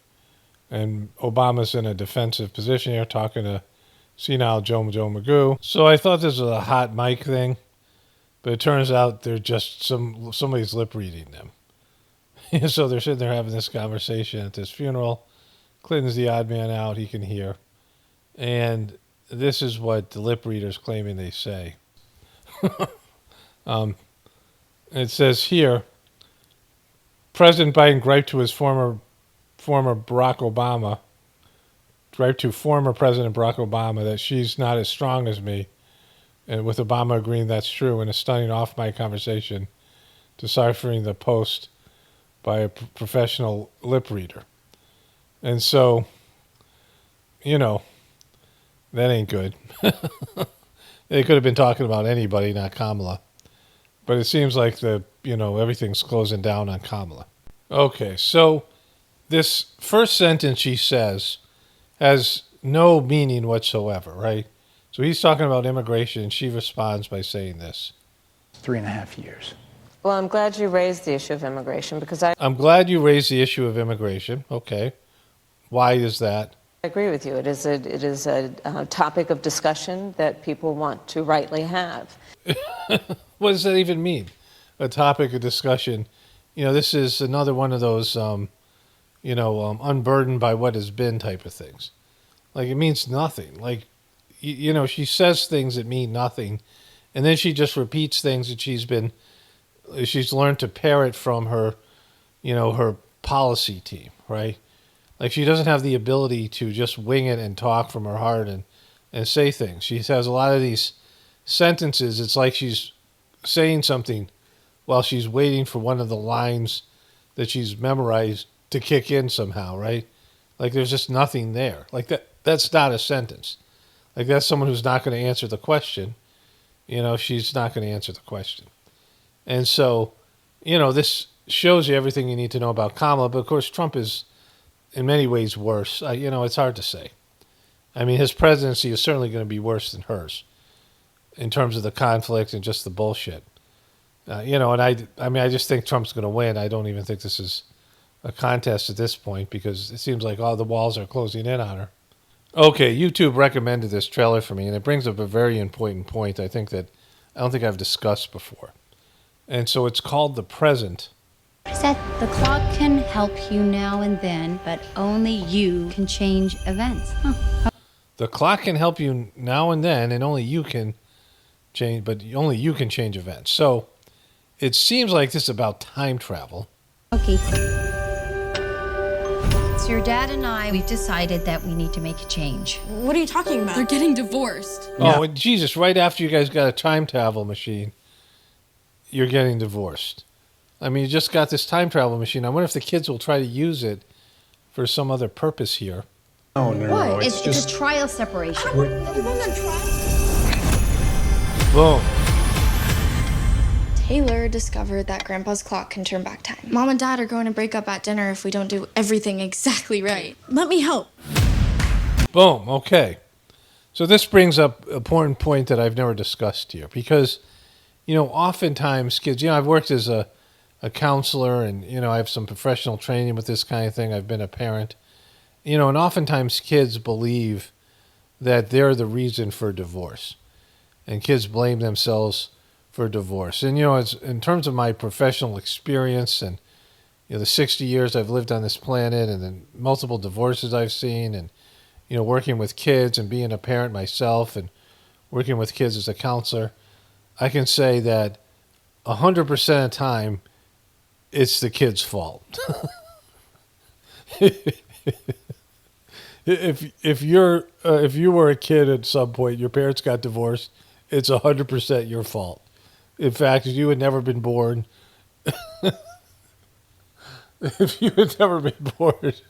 your parents would probably still be together. They had the love of their life. The parents. I mean, it's just when the kids get into the picture that, that things go awry. So I just wanted to spread the love and make sure everybody knows who's to blame in a divorce situation. And so I watched this whole trailer with the idea of this joke in mind. But anyways, and so this is obviously a kids movie, and this is how degraded our culture is, that they're making kids movies where the premise of the movie involves time travel and 3 kids thinking they need to save their parents' marriage. Like somehow they're going to save their parents' marriage, right? Now the parents, if the parents are already talking about divorce, then they've already thrown out this idea of staying together for the kids. So you got zero leverage in this situation, because whatever the parents feel about each other, they're thinking it'd be better for everybody, at least for them, and maybe for you, if they weren't married. But just this idea that kids' movies are now having kids thinking that they have to, the plot line, the storyline that kids are going to watch is that divorce is happening, because it always does, or at least, most parents are flirting with divorce in one way or another. And the kids have to save the marriage. And if they can use time travel, that's an asset, right? It's like completely fucked up. I mean, just think about the message it's sending here. Okay. So as much as I don't want to cover more of Kamala Harris, my wife told me that this guy, Brett Baer, asked her about when she knew about Joe Biden's cognitive decline. And I know she's not going to answer it because she can't answer anything. So I looked a little bit more into this interview, and it should be covered. It's her getting asked real questions. And so there's a few things I want to get to here. So the immigration thing went on for 10 minutes because that's her big weakness. Trump is running this whole interview on his YouTube channel. This is Trump's channel that I'm showing you right here. It's got a little T here in the corner. That's Trump. Because that was that disastrous for. And unless there's some other big surprise, October surprise, or they rigged the election in some way, they want Trump to win. This thing is all lined up for Trump to win. She's floundering, which you can see in this interview, and I don't know why she would have done this interview other than she was hoping to eke out a few votes, and I think it's going to cost her because it's been watched by over 7 million people when it was live, and then, when it's on Fox, and now people are watching clips all over the internet. And, when you're in a contentious interview with this guy, Brett Baer, it doesn't matter. It's good for him, right? It's good for the reporter. When somebody famous is taken down by a reporter and it gets ugly between them, and some people blame the reporter, some people blame the famous person or politician in this case. The politician's the one that suffers, right? Because you're seen in a way that you don't want to be seen. Like stuff comes out, in her case, like kind of arrogant bitchiness, right? And she gets very heavily defended. And you might say, all right, this guy's a piece of shit, which he is. Doesn't matter. Like, it doesn't matter. Like, he's not running for president. He's going to be helped by this. The people are celebrating this at Fox. He might even get a raise, right? Like, this is going to cement his legacy there. But she's, like, screwed here. Pennsylvania are inundated with commercials and ads. They just want it to stop because it's every commercial. But many of them add noise, but a few of them seem to break through. This particular one from the Trump campaign has he's really screwing her here. Gotten a lot of attention. Kamala supports taxpayer-funded sex changes for prisoners. Surgery. For prisoners. For prisoners. Every transgender inmate in the prison system would have access. So are you still in support of using taxpayer dollars to help prison inmates or detained illegal aliens to transition to another gender? I will follow the law, and it's a law that Donald Trump actually followed. Look, it's like the way she's being right now. She's completely like not. She's shook. And she's angry, but she's also uncomfortable. Like, she doesn't know how to answer these questions, right? Like, she's got these policies. See, the problem with the Democrats is that liberalism and its, liberalism in its like purest form is legitimate. Like, you guys, a lot of you guys hate liberalism, but the liberals have done all kinds of things for like organic foods and health foods and in the environment that's important. Environmental policy, like, as much as you want to live your life, we have to think about other creatures, and we have to think about future versions of ourselves and certainly our kids and our grandkids and just, forever, people for, next 10,000 years, right? We can't just fuck up the earth because we're like eating this gluttonous pigs, right? You gotta think about these things. But the socialist policies of Bernie Sanders and the liberal policies do not resonate with most people, like even the good ones. And so she's a liberal and not a good one. Like, she's not a real like environmental person like RFK Jr. or, she's not legitimate in those ways. So she can't say her true policies. And so she is in favor of this, and she can't like say she's not in favor of it because she needs those people to vote for her. She needs these demographics. And so she's in a bad position. And she just can't answer these questions truthfully, right? Like, she can't answer, like she has these two. The majority of American people don't want to pay for transgender surgery. They don't want to pay for an inmate, a prisoner, someone who's committed a crime, to get the expensive transitionary surgery that they don't believe in. And that's, there's overwhelming majority, which is why she's answering this way. But the people that she needs to vote for believe in this. The hyper-liberals, the Hollywood morality people, all these people. The truth is Trump is, a piece of shit. Well, let's show you more of this. You're probably familiar with, now it's a public report, that under Donald Trump's administration, these surgeries were available on a medical necessity basis to people in the federal prison system. And I think, frankly, that ad from the Trump campaign is a little bit of like throwing, stones when you're living in a glass house. The Trump aides. See, like, it's just not a good job by her. See, the thing about it is, well, let him talk here. Say that he never advocated for that prison policy and no gender transition surgeries you know what? You got to take during responsible for what his happened presidency. in your administration. Yeah, no. Look, that smug look on her face. It's not working for her. She sucks at this, right? Because what she's saying is true. The truth of the matter, and I've said this for years, all of this stuff that you're upset about now, and I was talking about this in 2015. I saw this coming. I said all this stuff's going to happen. I was seeing it happen. It happened under Trump. All the Hollywood morality stuff. Trump is a person who was an elite Hollywood person, and he hobnobbed with celebrities, and he was big into the modeling industry and the fashion industry and these people. Like, he was working with all these different people, and he was socializing with them. And there are a lot of LGBTQ people of power in those positions, and Trump had relationships with them. Trump is very liberal on a lot of these things. And he didn't care about the Hollywood morality because he was used to it. But he pretended to be a conservative, and yet he let all of these things happen and didn't speak up about them when he could have. From 2015, when all the stuff started coming out with Caitlyn Jenner and all these things, Trump did not speak a word against it. She's right about this. And he had this policy, and he didn't care about it. He didn't say anything about it, and he didn't push back against it. He didn't fight it off or any of these things. He just appears to be conservative, but he's always been very liberal in terms of his social beliefs and his social circle of people. He's a very liberal, wealthy person. He's an elite person.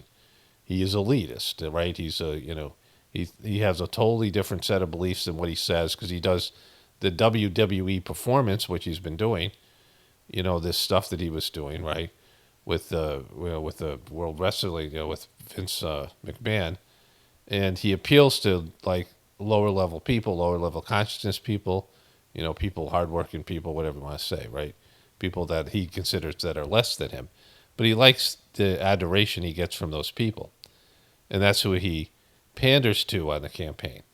But she can't say that because no one's going to believe that, right? Like you guys who are supposed to be truthers don't believe it, you Trumpers. You don't believe that Trump's at fault for this. Trump didn't stand up for you in terms of all this new morality that was rolled out. And yet she's, that's the truth, but she can't, she's along with it. Like she's even more liberal. She's being backed by liberal people. And she believes this even more than Trump. And it's an unpopular position, right? And so, like, being smug and blaming everything on Trump is not going to work here, right? Because she has to make an answer, and the answer is, yes, she does believe in this. She can't go back on what she said.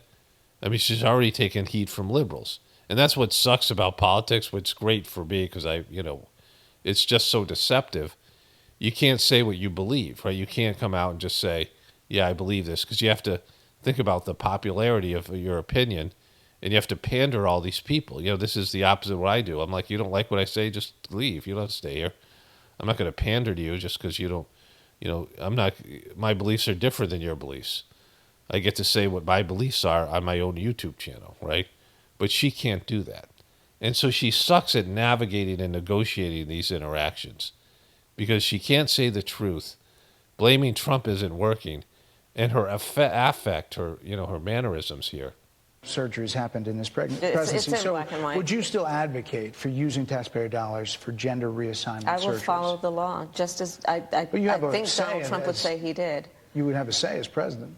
Like I said, I think he spent $20 million on those ads, trying to create a sense of fear in the voters because he actually has no plan.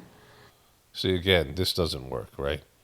Like she's coming off as just defensive and bitchy, and like this is, it's harder for a woman, like it just always is in these circumstances. Like women, when they are aggressive, they come off as bitchy, where men are considered strong or something, right? Like they can't be rolled over because people say, oh, she's a woman, she's too weak to stand up for herself. But then when they get, when they stand up like this, they come across as bitchy. And so this is what the problem that she's been boxed in with. She's not very likable. And a lot of her policies, she can't defend. She can't stab Joe Biden in the back in public, although she's done it privately. She can't undermine his success and his failure. She can't talk about his failure. She's trying to run as a change candidate, but she's a part of the current administration. She has a senile president. And the issues that people are most concerned about is the economy, which they look at as the Biden's fucked up, which, isn't really accurate because the economy has been fucked up for a long time, long before Trump and Biden. Like the debt is just out of hand and there's nothing anybody can do about that. But they can't, their economy sucks and it's going in the wrong direction. And so she can't really do any of the things she needs to say. She can't say the things she needs to say and come up with policies that are different. We'll get into that with Biden in here in a second. And she has these extreme liberals that she has to pander to. And so she's not likable, and she's not somebody people want to, give the benefit of the doubt to. So, like, the way this looks right now, Trump's a shoo-in, and she's falling apart. And her doing this interview is like an act of desperation. So here's her talking about Joe Biden. 2 different shows last week. What, if anything, you would do differently than President Biden? Here's what you said. Would you have done something differently than President Biden during the past 4 years? There is not a thing that comes to mind in terms of, and I've been a part of most of the decisions that have had impact. Under a Harris administration, what would the major changes be, and what would stay the same? Sure. Well, I mean, I'm obviously not Joe Biden. I know. And so that would be one change in terms of... Yeah, but so she can't answer these questions. Even with friendly interviews, she doesn't have answers. She's talking about how Donald Trump doesn't have answers, and he doesn't. No one has answers because we're fucked, right? Like, it's just whatever it is. And you should think about this because, if they're picking Donald Trump, there's a reason. There's a reason. Like, you can say, oh my God, he hasn't done anything different. The Republicans haven't done anything different to stop them from doing what happened. He's, in the 2020 election, right? They've tried all these things, but trying is not succeeding. all the court cases, all these things, right? And that was a big part of keeping Trump alive and keeping him relevant. So they're picking Trump for a reason. If Trump wins this, whoever wins this is being picked for a specific reason. It's not a good reason. Things aren't getting better. There's no, solid solution. Maybe there's little bits of remission economically and otherwise. But like, just look around you. We're fucked. Like we're living in idiocracy. Just look at the people, because that'll tell you what's going to happen. The quality of the people is what's going to deliver this. That's the future. The way people are now, they're creating the future, and the future can't be good because we have incompetent people, addicts and, obese and, gross and, spiritually gross and disconnected and stupid and, idiocracy stuff. We're de-evolving. We're getting worse. And the moral degradation is always followed by the collapse of a system, right? Moral degradation, whether it's a family or a business, when arrogance and partying and a lack of work ethic and a lack of, all the things that built this country, when empires go south, this is what happens. People start like eating food, like the Greeks were like eating food and then throwing it up and then eating again, right? Just so they could stuff they just enjoyed like the decadence and just being gross and things. And so, but she can't answer these questions because she sucks at this job. She's just horrible. But also, I think it's important to say with, 28 days to go, I'm not Donald Trump. So you're not Joe Biden, you're not Donald Trump. Not Joe Biden, you're not Donald Trump, but nothing comes to mind that you would do differently? Let me be very clear. My presidency will not be a continuation of Joe Biden's presidency. And like every new president that comes in. Okay, so she has all his people, and she doesn't have, well, let's listen to this. To office, I will bring my life experiences, my professional experiences, and fresh and new ideas. I represent a new generation of leadership. So what are your fresh and new ideas? Because this is the time you would tell people what those are. You're not keeping them a secret, are you? You have a bunch of fresh and new ideas, but you're keeping them a secret? See, she's in a difficult position because Joe Biden thinks he rocked it, and he's senile, and she doesn't want to say that he's had dementia for her entire president, that she sat around and watched a guy with dementia run the country, because that would make her complicit in something that the American people wouldn't be very happy to hear, and which American people are kind of aware of. And this is, was covered by all the mainstream media and then disappeared, right? And so she can't say that, like, he screwed up because he gets pissed at her. He's already bailing on her. And her people are his people, because she's running on his platform. And she's running on, his presidency. But she also wants to be a change person, and people are not happy with his presidency.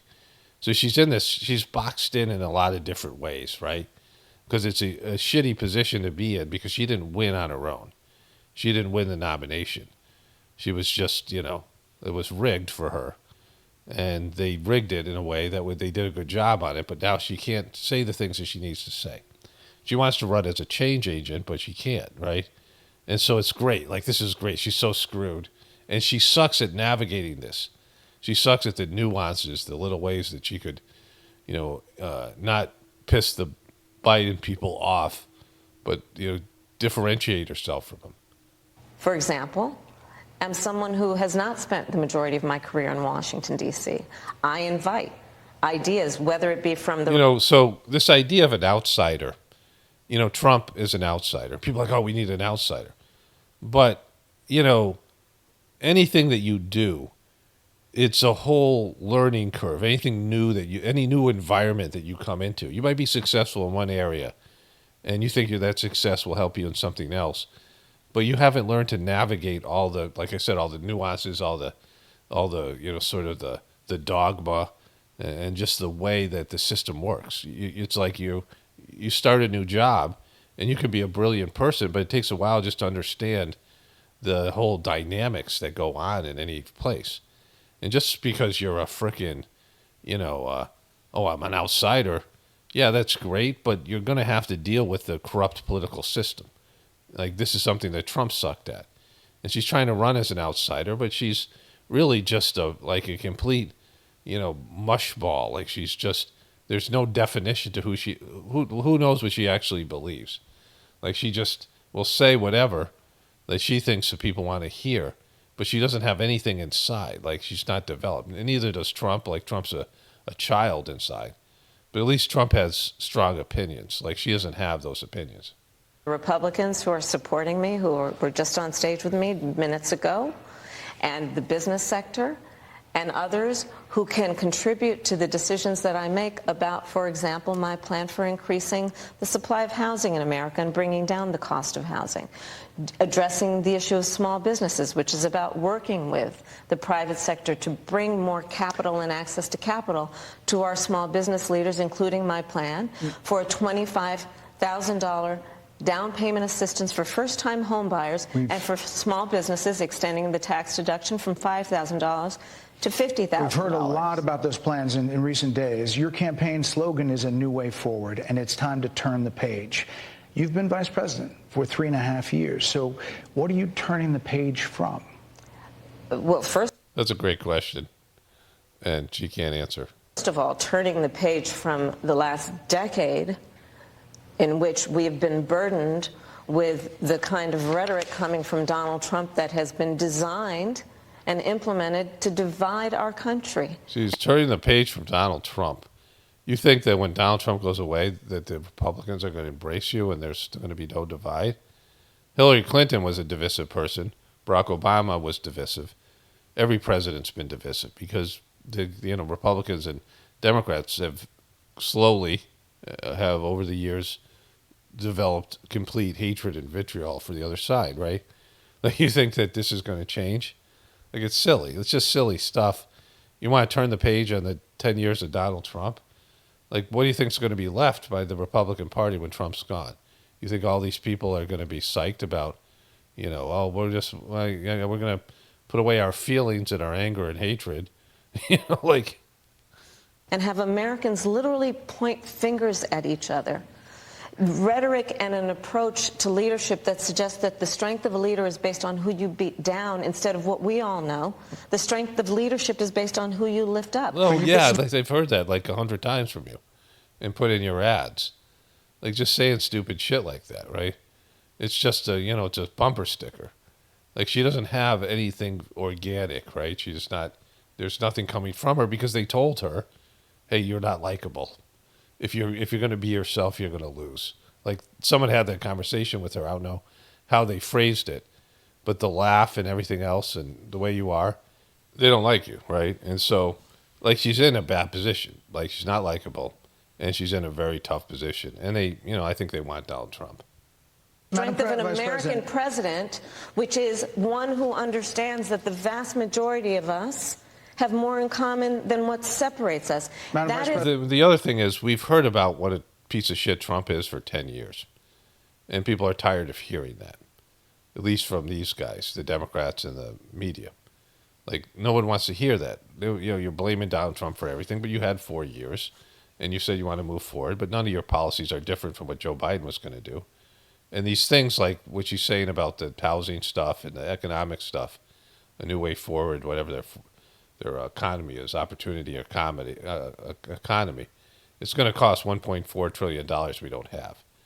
Like those kind of policies everyone likes to hear about, tax cuts and these things and how we're going to give you money and we're going to hand money out to you. Yeah, people like to hear that and maybe they'll vote for it. But, it's not real policy because it's just a giveaway. Like it's just, like an Oprah Winfrey, you get a car, look under your seat kind of thing. It's you're spending American taxpayer dollars to give something. You're robbing from people who aren't going to get it, who have to pay for it, and the people are going to receive it, right? And so, more than 70% of people. She just did the turning the page thing, like Gwen Lyles. That is about turning the page on rhetoric. She did it right there. Rhetoric that people are frankly exhausted of. She thinks that movement. They think that movement turning the page is going to be. They think that's going to work. More than 70% of people tell the country is on the wrong track. They say the country is on the wrong track.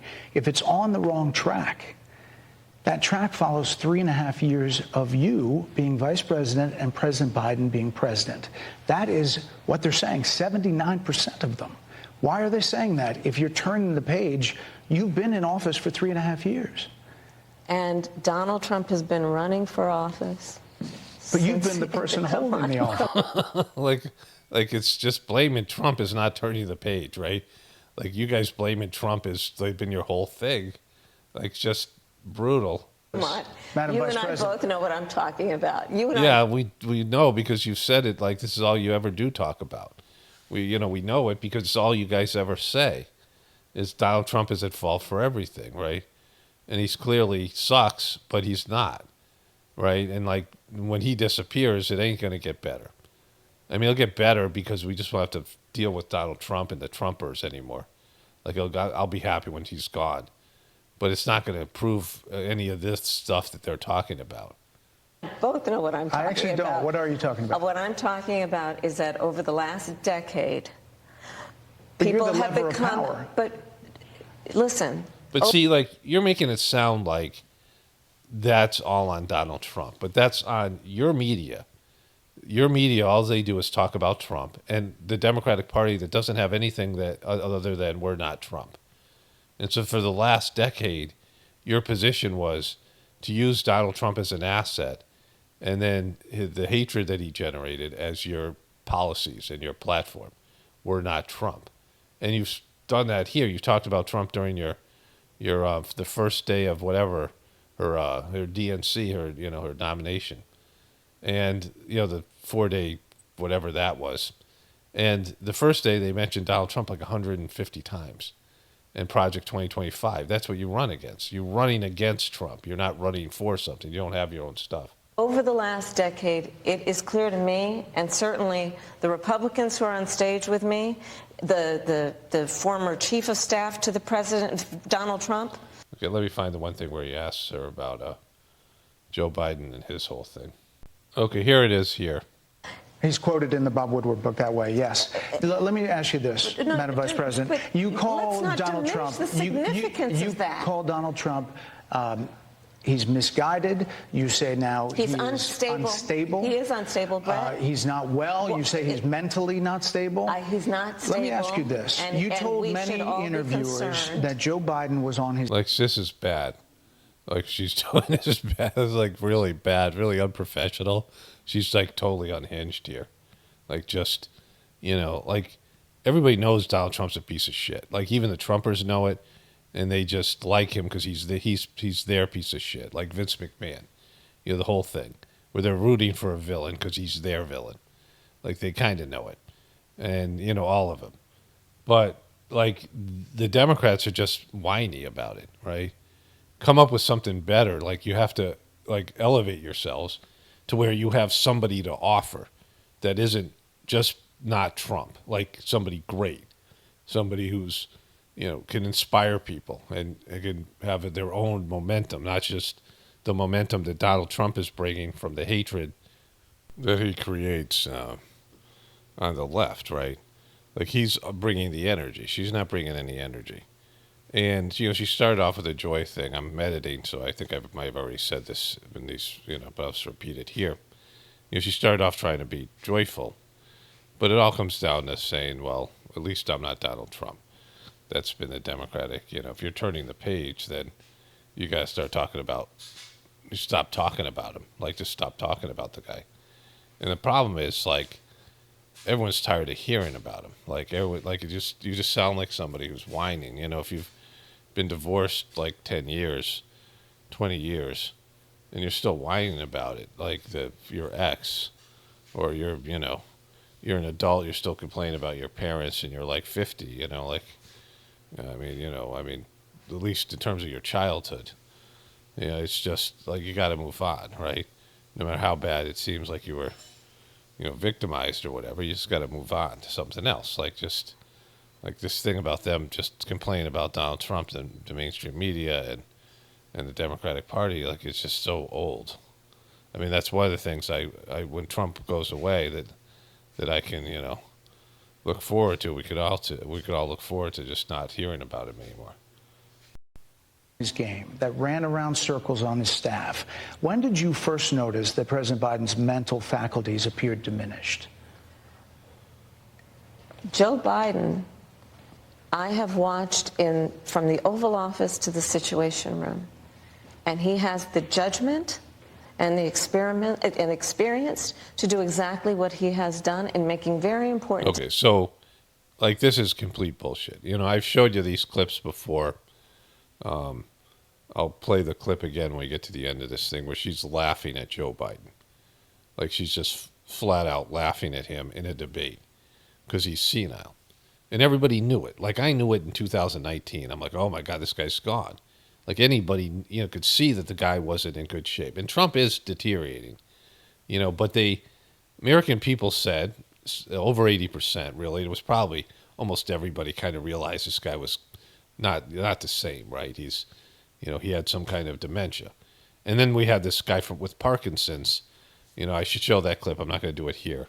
But he was interviewed by CNN or MSNBC, I think CNN, a doctor who specializes in Parkinson's. And he said first-year medical student could diagnose Joe Biden. He's so far gone. He so much has the symptoms, right? Like he's in he didn't say this, but like he's in stage, one of the later stages of Parkinson's. And so everybody knew it on the Biden administration because they were around him all the time. He was having senior moments all the time. It wasn't just in front of the cameras. It wasn't just in the debate with Trump. And she knew it. And we've all seen it. And so this is straight up gaslighting. But she has no choice but to say this. She cannot say that she saw he had cognitive decline because, one, he would be pissed at her and that would blow that up, right? And keeping him happy is like part of it. But more importantly, she can't say as vice president she saw the president had cognitive decline and it was okay. Like she didn't speak up about it because she's totally fucked, right? She is totally fucked. This is a totally fucked person by her situation. This scam that they're running, that they got rid of a guy because he's senile, but now they won't talk about how he's senile. And he has Parkinson's, and they don't want you to know that.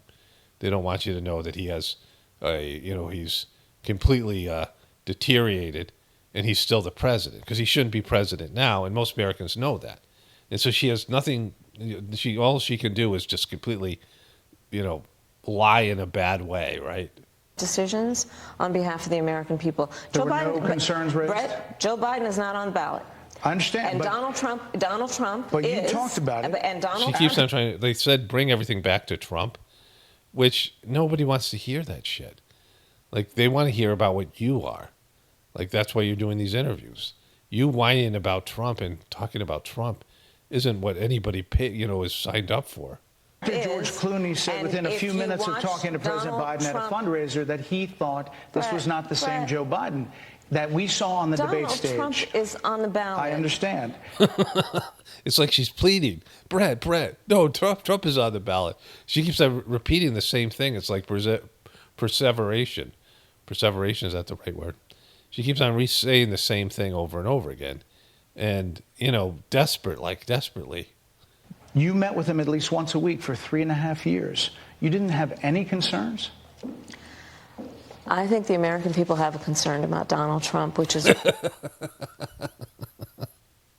why the people who know him... That's a screwed person right there. Because she cannot say anything that would indicate that Joe Biden is senile, and everybody knows he is. We all know he has dementia. Like, it's just there. He's had so many bad moments. George Clooney came out and said it.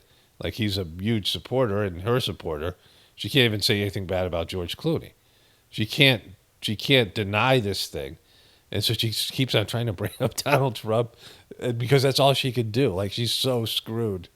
Best, including leaders of our national security community, have all spoken out, even people who worked for him in the Oval Office. Okay, but the question, you have not answered any of these questions other than Trump sucks. Like that's been your whole, for 10 years, you want to turn the page, then stop saying Trump sucks. If you want to turn the page, stop blaming Trump for everything. If you want to turn the page, say, I'm not going to talk about Donald Trump. In fact, that was part of her initial rhetoric. We're going to be all about joy and happiness and moving forward. But then they just started talking about Donald Trump and, all this stuff. And the more you talk about him, the more that you're saying, like, he's like the real guy and I'm just a pretender. I'm just a hater. Like, she's coming off as a hater as are all these people on Morning Joe and all the other people. And Donald Trump sucks. Like he's going to be a disaster, and you're going to see what's going to happen when they make him president again. He had a chance 4 years ago to make America great again, and he couldn't do it because that was just a bullshit promise. And all the Trumpers will be happy for a couple days, and it'll be, I'll enjoy the liberals being miserable, the liberal media, fake liberals, the corporate liberals. But, it's not like at some point you have to deal with reality that America's fucked because American people suck, and we're just, we're played out, right? Worked with him in the Situation Room and have said he is unfit and dangerous and should never be president of the United States again. But he was, and he didn't do anything. And so, this is the stuff they want to say when they do make him president again. Including his former vice president, which is why the job was open for him to choose another running mate. So that is a fact. That is a fact. Madam Vice President, two more things. You were at... Okay, so she's failed on that because she had to. She sucks, and she's in this horrible position. Let me go to that thing. I'll show you that. Okay, so here is the debate in 2019, I believe. I wanted to return back to this issue of black voters. I have a lifetime of experience with black voters. I've been one since I was 18. And so he and Kamala Harris are polling at around 1%, 2%. And Joe Biden is getting all the support from the African-American community. And they can't understand it. Their campaign, they're going nuts over this. Joe Biden is the front runner. He's getting 20% of the vote. Really, Bernie Sanders is a front runner because he had probably 26%, but he was polling at 15, whatever the polls were. And Elizabeth Warren was taking some of his, because she had the same platform. But these guys who are African American can't understand why being African American and being not Joe Biden and senile, they aren't doing better, right? That Joe Biden is killing them in the community that they belong to, and he's an old white guy. An old white guy is getting more love from the African-American community than they are. Nobody on this stage should need a focus group to hear from African-American voters.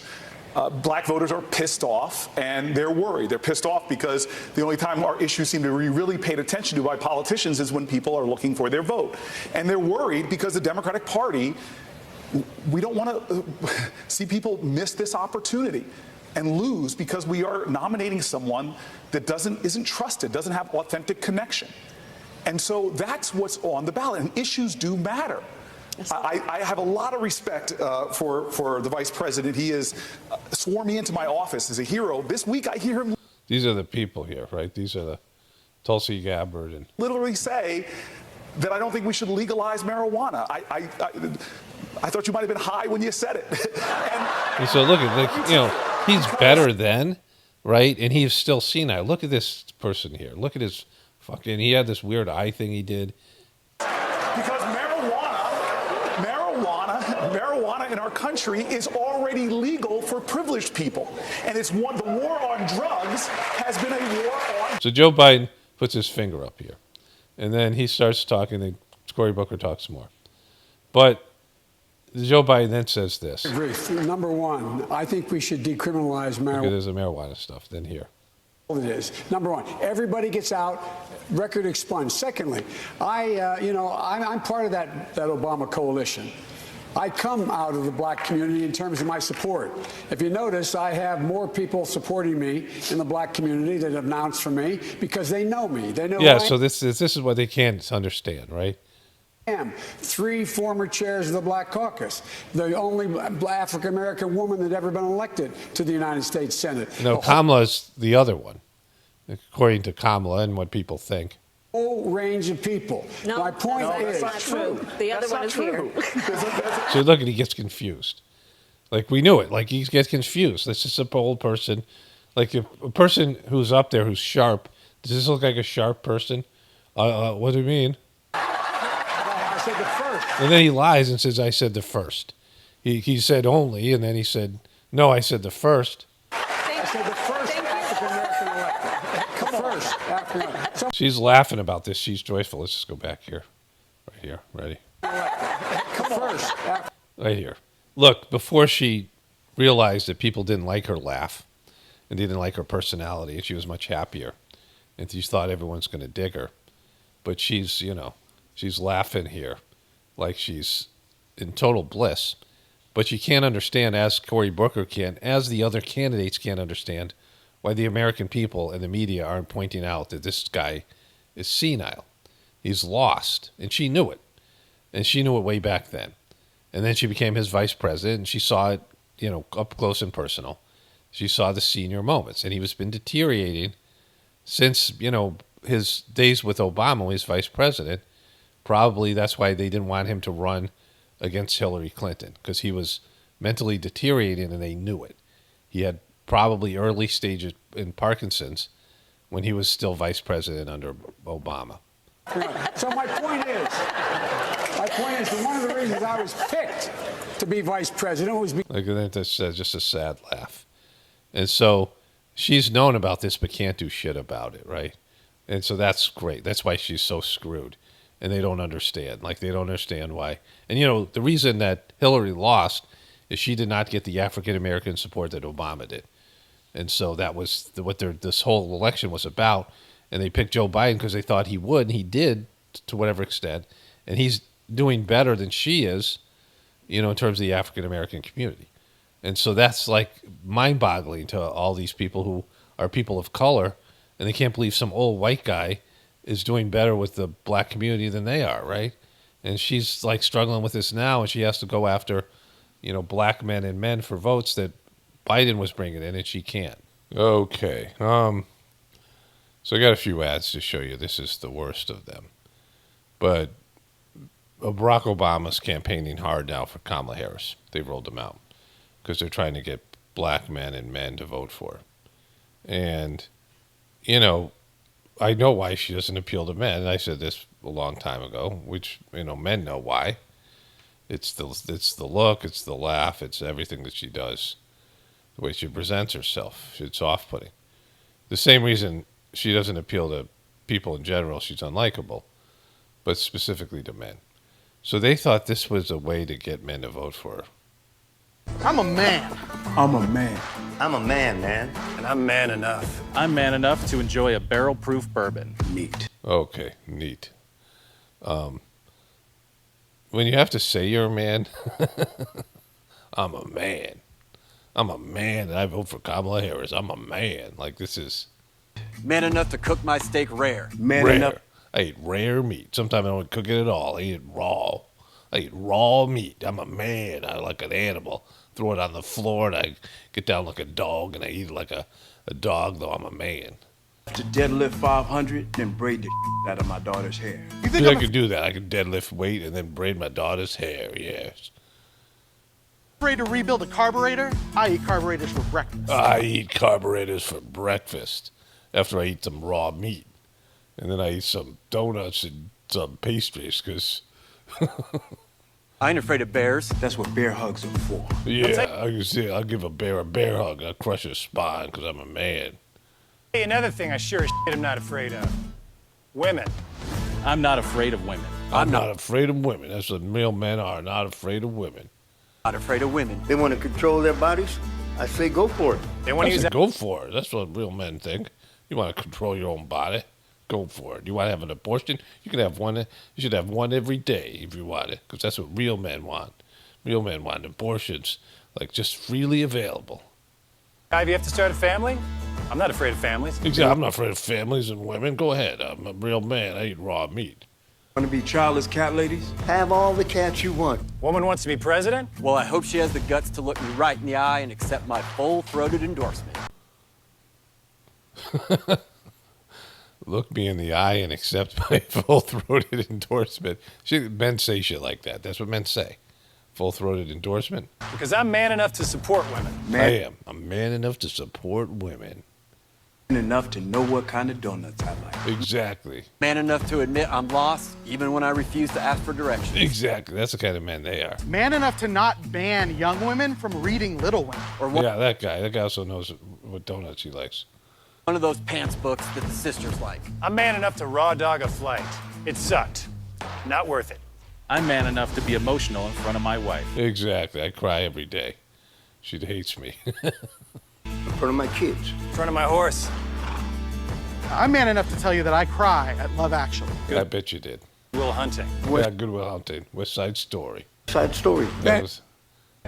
And Predator. And I'm sick And of Predator cried. so-called men domineering, belittling, and controlling women just so they can feel more powerful. That's why we're actors, and then we say shit like this because you know what? They tell us to. That's what real men do. We get paid to say lines that we would never say because no man ever talks like this, but we say them because we're told to and we're paid, and we hope that we'll actually get a real acting job. That's not how my mama raised me. That's not how my mama raised me to be a woman. I mean, a man. I love women. I love women who support their families. Women who decide not to have families. Women who take charge. And I'm man enough to help them win. Boom. Man up. Man up and vote. Get involved. So this is, they thought this would win with men. See, like, there was nobody who understands men that made this video, right? Like, men were not involved in the making of this commercial. Or people who, I mean, I don't understand who thought this was like what men sound like. And men would mock and laugh at a video like this. I want to ask you about your plan for black men. Yes. It's something huge Yes. that you have just released this Yes. week. You just released a plan for black men? You just released a plan for black men. Like, you thought that was like, how desperate are you, right? Talking about 1 million loans that are fully forgivable up to $20,000 Right. to black entrepreneurs, men and women, Yes. correct? Expanding access to bank accounts, expanding the child tax credit, many things that you're Housing. doing. Don't forget my housing. Lowering rent. Housing. I'm thinking about my housing. I'm going to give away all this money that I don't have and the government doesn't have to give. And Congress isn't going to pass. Making it affordable to buy a house for Yes. first-time home buyers. Correct. Talk to me about this Yes. plan, just in summary, and how this will impact not only black men, but all black people. Sure. So my plan is to build what I call an opportunity economy, which means giving people an opportunity to actually achieve those ambitions, those goals, and those dreams. So, for example, housing is too expensive. The American dream is something that previous generations... Okay, so we've heard her thing before. The thing is, if you have to campaign for specific demographics, and I've already expressed why she doesn't appeal to men and to the black community, because we know why. Like, everybody knows why. Like, everyone knows why Kamala's struggling right now. Because her shelf life has, this thing that they put up, this fake Kamala that they created, and they thought they would be able to, and I don't even know if they ever thought she was going to win. This is what they did. I don't know. Because they did it really well. Like, I was impressed by how well they pulled it off. And pulling off the Joe Biden getting rid of him and rushing her in behind him and giving her a short window of time and a set script so that people wouldn't discover how unlikable she was. But there was only a matter of time, right? And that time's right now. Her shelf life is done. Like, people are realizing what they realized before. They don't want to vote for Kamala Harris because she's unlikable. Okay, so they've put these ads up. These are more, the ads that they have. So I was searching for these ads, the man ads. But most of their ads are like this. Donald Trump, more dangerous, more erratic than ever before. Echoing fascists. The worst people are the enemies from within. The enemy from within are more dangerous than Russia. We have some very bad people. It should be very easily handled by the military. I do remember the day that he suggested that we shoot people on the streets. A second term would be worse. There will be no one to stop his worst instincts. Unchecked power, no guardrails. If we elect Trump again, we're in terrible danger. We're in terrible danger. The thing about it is, like I said, Trump is a known entity. There's a new video out, which I'll cover. I'm going to cover that One Direction kid dying. I got a little bit to say about that. And then I got some scandal with Trump and The Apprentice.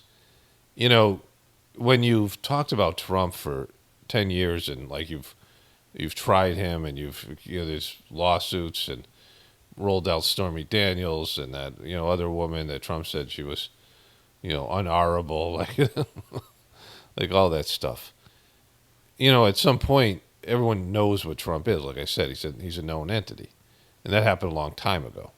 And so, these ads aren't going to work and these scandals aren't going to work. So, when you come down to his level, like she did in the Bret Baier interview, when she becomes argumentative and she just seems bitchy and, all these things. Like before she was like trying to be, I'm joyful. This we're going to bring in joy. Because their policies, their platform was that people wanted to move on from Trump and Joe Biden. And so they moved on from Joe Biden because he was unelectable. And he was, he has dementia. He has, Parkinson's. And so they moved on from Joe Biden thinking that that would give an option. But Kamala Harris isn't somebody that, they were, wanted. Like, American people said 70% said they didn't want Joe Biden or Trump. But they still doesn't make it like they want Kamala Harris or Nikki Haley or somebody else. Because none of these candidates appeal to anybody. So just because American people said they wanted to move forward and turn the page on the Trump-Biden stuff doesn't mean that they're going to vote for Kamala Harris. Just produce a freaking quality candidate. Find somebody that's just like a human being that you can put out there. Just can connect with people in some way. I mean, it shouldn't be this hard to find somebody that's likable. And, but politics is so greasy now, and there's no real solution, and people can't tell the truth and all this stuff. And with social media, it's just, a mess. So you got two people, nobody really wants Trump other than the Trumpers. And the Trumpers, deep down know that Trump's a piece of shit, like I said. But, he's at least more presidential to them than Kamala Harris. And she just, like I said, her shelf life, she just had so long that they could roll her out before people are like, oh my God, I don't like her. I don't like her voice. I don't like her laugh. I don't like the way she expresses herself. I don't like the things she says. She's just off-putting. And the longer they have her out there, if she does win, that's how she's going to start off her presidency. Barely limping into the White House, running on a Joe Biden failed presidency, and, against Trump. And when Trump disappears, she's just left standing there really unlikable as a fall guy, a patsy. They're running to be the patsy for the collapse of America, right? This is another ad. When Americans were dying of COVID, Trump secretly sent COVID tests to Putin. No way, he did? The U.S. is struggling with a nationwide shortage of COVID-19 tests. When wildfires destroyed homes, Trump sent water to Putin. Trump blocked help for political revenge. Donald Trump wouldn't send relief based on who voted for him. No way. Helene has devastated lives. Then Trump is spreading dangerous lies to win an election. This misinformation could prevent people from getting the help that they need. When Americans most need a leader, he's in it for himself. When Americans were... So these are on Kamala Harris's YouTube channel. So they have these ads, and the attack ads against her work because she's trying to be a person, like a human being. Trump is already defined, like I said, he just sucks. He's Trump. He's a horrible person. So, this is just a failing campaign. We'll see what happens. There's going to be an election in a couple weeks. And either way, I'm going to be like, oh, really? We're going to do this again? To either one of them. And so, I mean, they both represent Kamala Harris represents a continuation of the Biden presidency, and Trump represents Trump, right? So a continuation of his presidency, but even worse. And it's just going to be bad either way. There's nothing good here. And of course, it doesn't matter who gets elected because the situation is a situation. Anyways, so her shelf life is run out. Only spirituality will save this world. It's Parvano, definitely pointing for the apocalypse and the ascension. Everyone have a blessed day and be grateful.